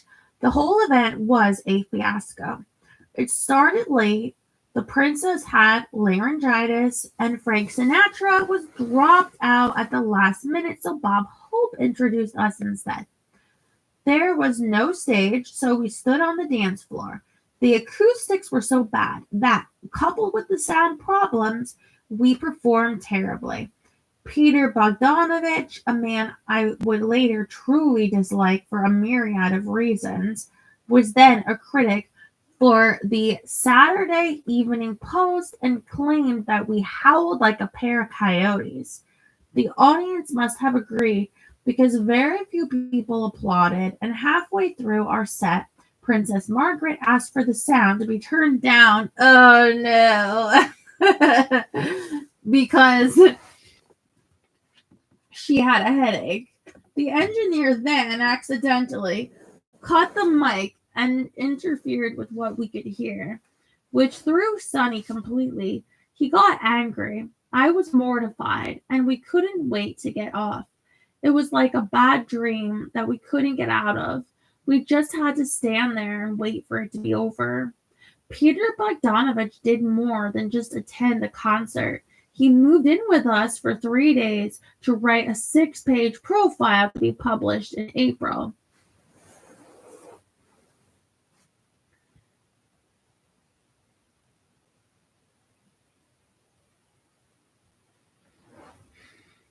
The title of the article was, "They're What's Happening, Baby." I never liked doing interviews because I didn't know what to say. So I let Sonny do all the talking and usually only spoke when I was spoken to.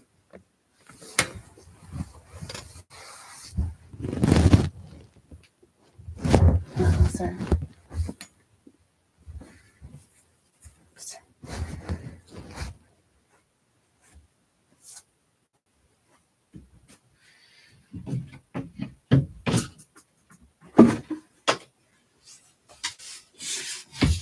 At Long Last Love by who is that? My poster.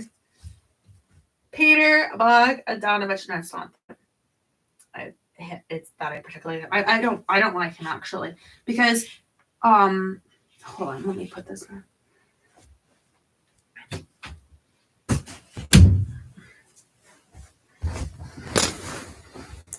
Because when Dorothy Stratton was murdered, and I think that, he should have done more to protect her. And well, I mean, it's not that her jealous like ex or whatever, that's his fault entirely, but he dated her little sister. Didn't he marry her little sister? Like, the guy is like fucked up. So I'm with Cher, but different reasons, I guess. All of it.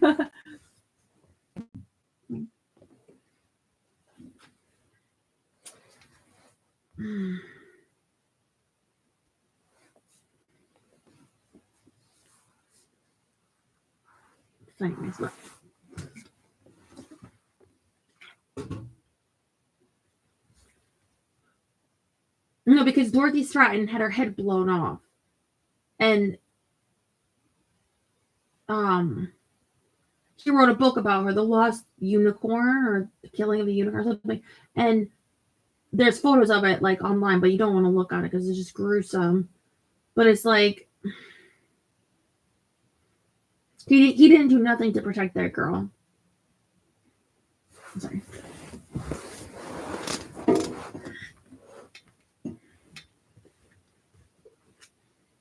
What was it?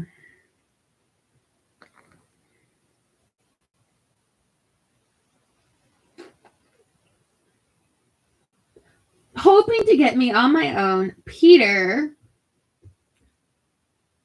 asked to go shopping with me for extra color. A trip that got me into so much trouble. Wandering through Century City, we came across someone who was physically debilitated, and I got really quiet. When he asked what was wrong, I said something about how sad that it made me. He misunderstood my reaction and made it sound like I was grossed out by what I had seen. which was the exact opposite of what I said. It's not who I was.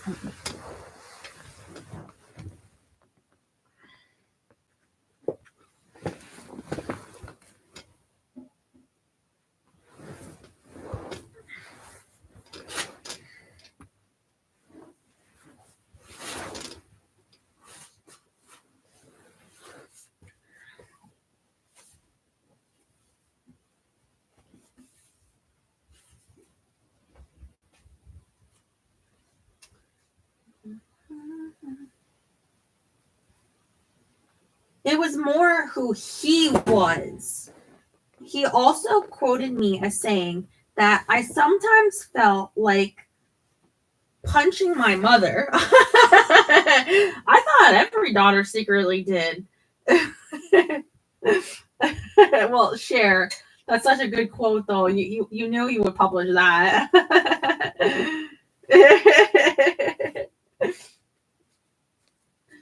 Yes, I can see the chat in between reading. Yeah. Okay. And he also printed our full address. Oh, see, that's so fucked up. So that even more fans could come calling. The whole thing felt like a betrayal, of course, because it is. After Sonny read the finished article, he lost his mind. Mad as hell, he declared, "No more interviews for you." It was meant to be a threat, but it felt to me like a promise, and I thought, thank God. I was more than happy to step back and become Sonny's shadow. In January 1966, we were invited to headline at the legendary Hollywood Bowl.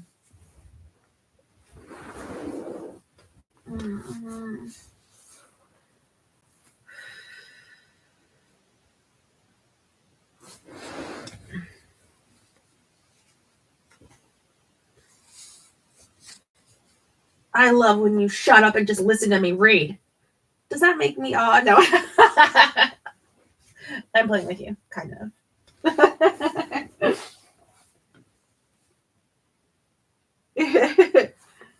Okay, Hollywood Bowl.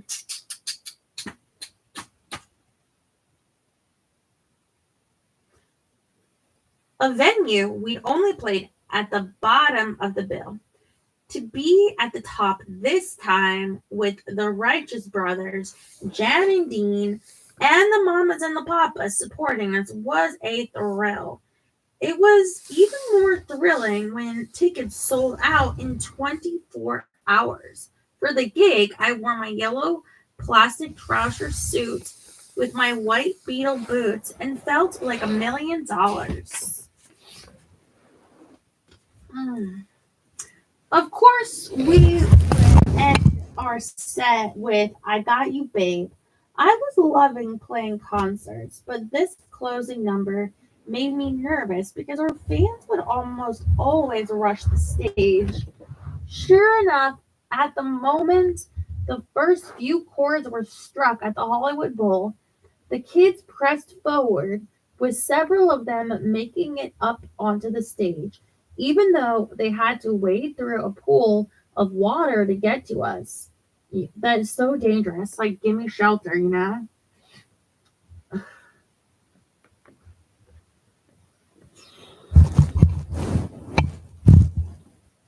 I grabbed the mic and told them, hey, stay cool, okay? If you come up here, then we can't sing any more songs. To my astonishment, it worked.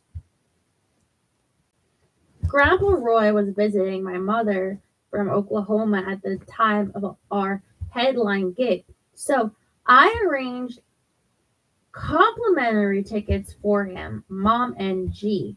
My mother was so excited and so proud.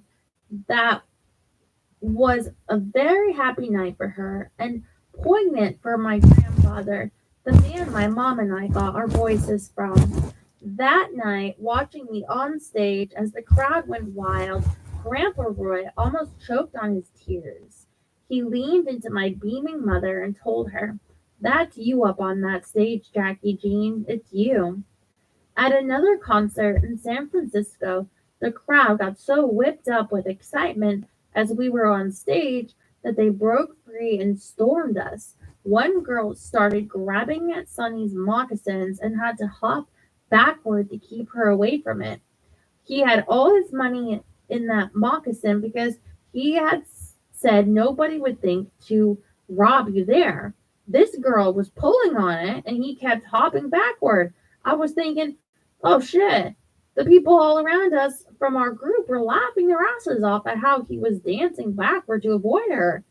She got one of the shoes, but not the one with the money. Almost knocked over in the rush, I looked up to see girls in bell bottoms with their hair dyed black to look like mine, bearing down on me, hands outstretched. I kicked free and ran like hell backstage, where a security guard mistook me for a fan and put me in a headlock that almost choked me to death. He was gripping me so hard that I couldn't even cry out for help, then slammed me against a wall, knocking the air clean out of me. Finally, our manager spotted what was happening and jumped on the guard to get him to let me go. Afterward, my mascara streaking down my face, I told Sunny that is it. I'm not doing any more.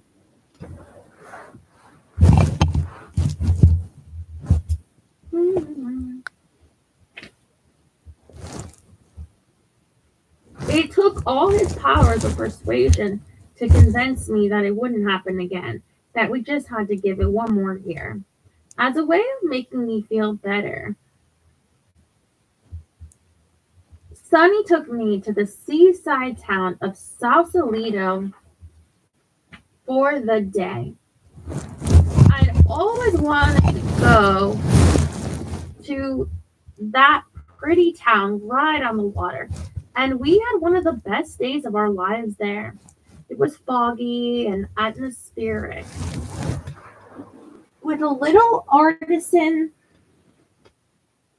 stores.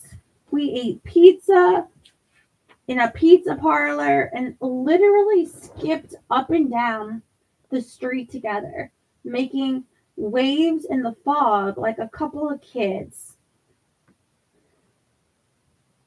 It was one of those perfect carefree days, and it was so nice to take a break. It was shocking to see the impact our music and style were starting to have. Girls were buying our clothes and wearing Cleopatra style eyeliner. Some even started ironing their hair flat to look like mine, and boys began to dress like Sunny in furry vests. I never imagined we'd wield that sort of influence. It was surprising, but cool.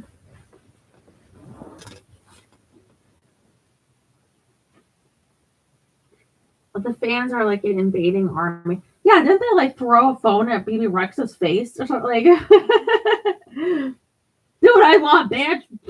Like, I don't know. I don't know. With my anxiety, I need one of those like Pope mobiles with like a bulletproof glass.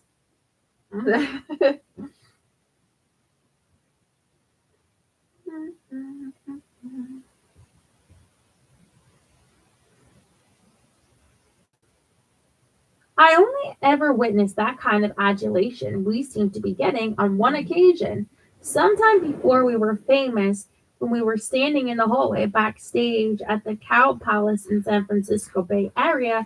We were hanging out with the other musicians, all waiting to go on, including the Beach Boys and my friend Brian. But further along the corridor, there was a sudden shift in the dynamic.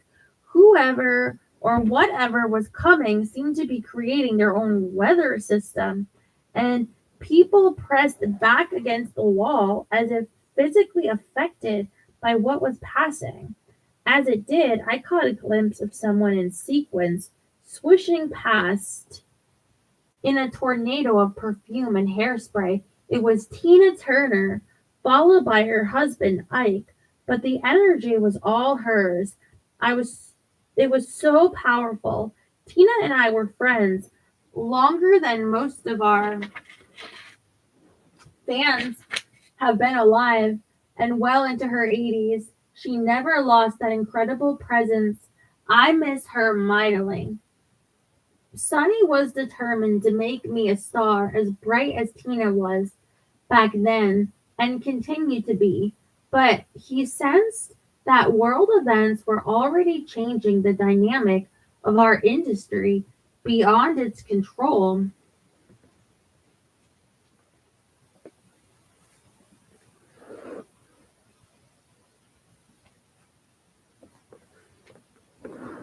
The mid 60s brought the counterculture with ideas advocated by people like poet Allen Ginsberg and Timothy Leary, and Harvard psychologists who recommended the use of psychedelic drugs for mind expansion. Leary became famous for his turn on, tune in, drop out message, which I thought was dumb.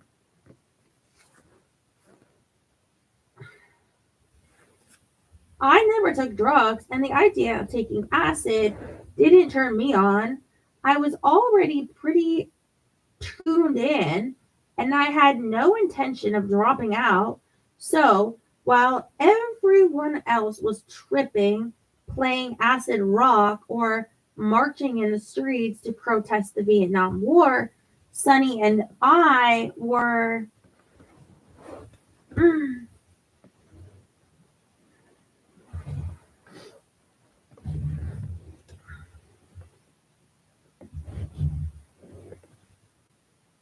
the straight, square couple who sang middle of the road songs, didn't engage in drug culture, and now,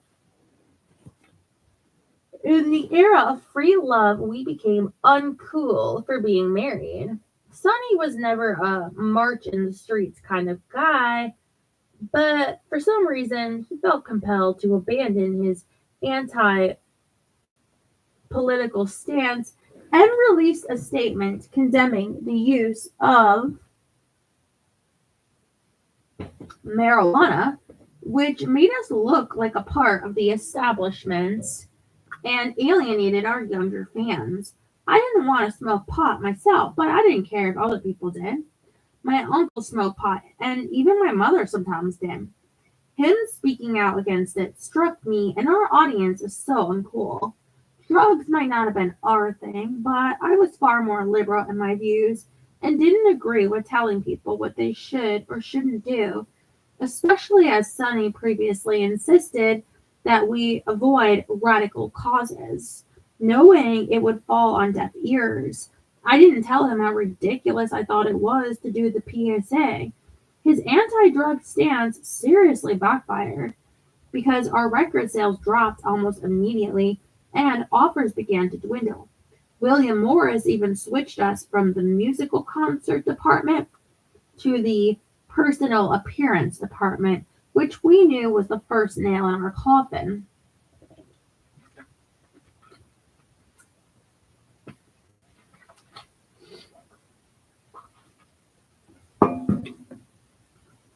Well, I think his daughter, like, I know he was mayor over here, but I don't think you have to have like a political party to be mayor. But I think his daughter, Mary Bono Mack, was a Republican congresswoman for a while until she was ousted. Mm.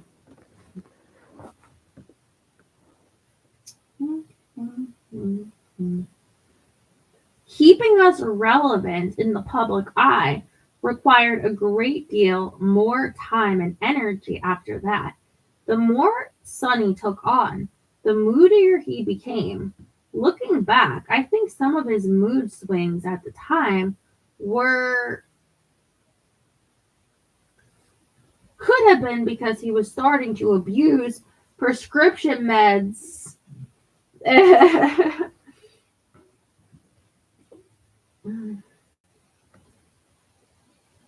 That Christmas, I bought him 12 beautiful leather-bound journals with his name and the year tooled in gold leaf. there was one for each month so that he could write down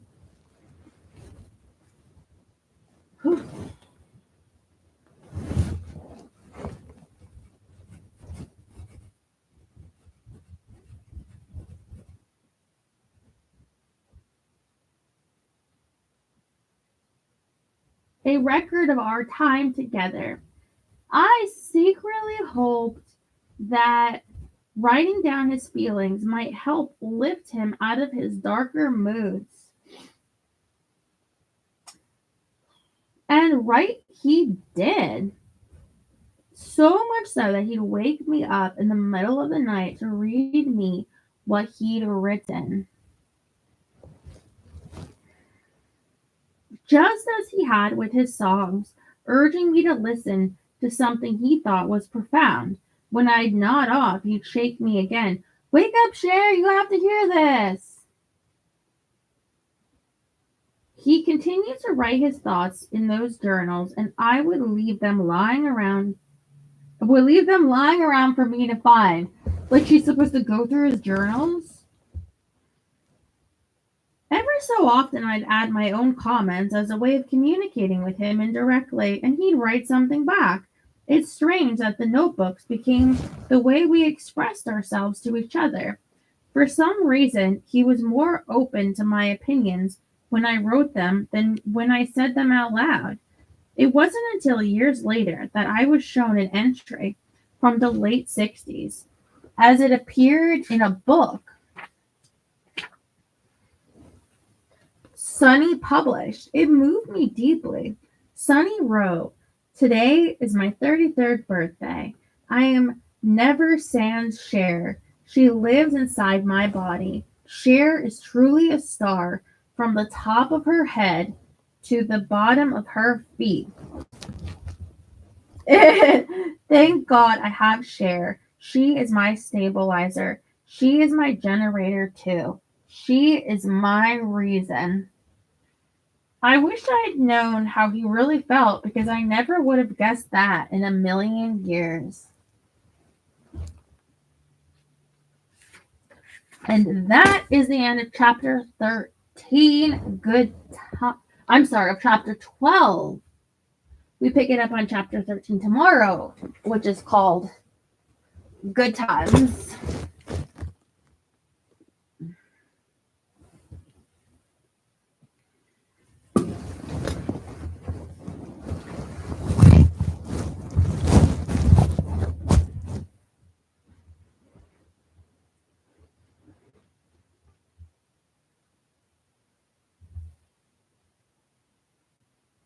Oh God, I cannot make this look anything not horrible from all I cry.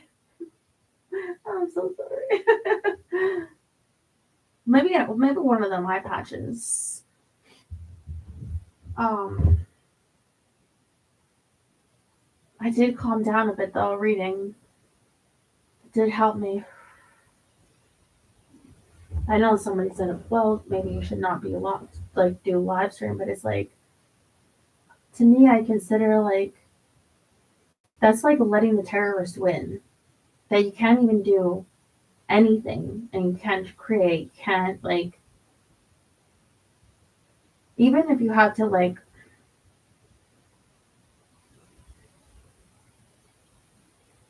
I was gonna say just listen to their terroristic thoughts, but I obviously have like, for instance, one thing that I thought was really sick is like discussion over like the clutter in my house or in my room, and it was like how if it affected the clarity of my like, why don't instead of robbing me blind pigeon from my computer or just not rob anyway.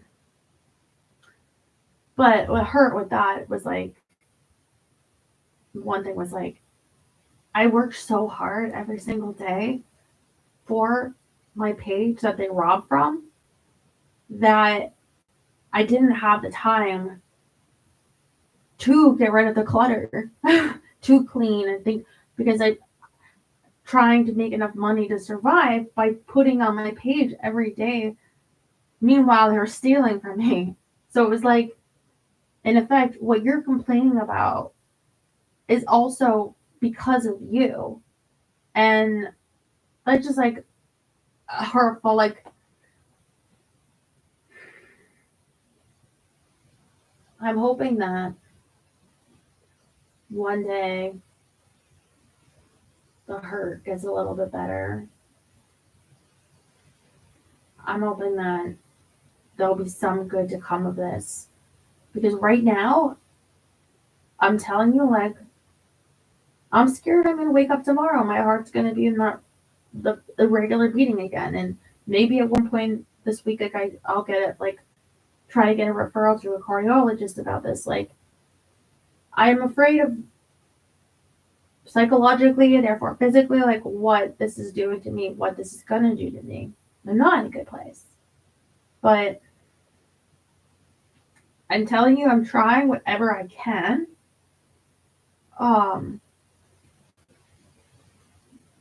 Legally, physically with like the vitamins, trying to get sleep and everything. Um, Trying to focus on the things for gratitude, and also, even though I have to do things that are painful, like I had been having to like look at horrible, painful things, trying to offset that, like I try to take the time to watch some Netflix, watch that Squid Game. Um, I guess I just wanted to leave you with that thought that like I can't say, well, like I'm all better. That would be a lie.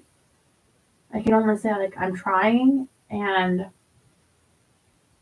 um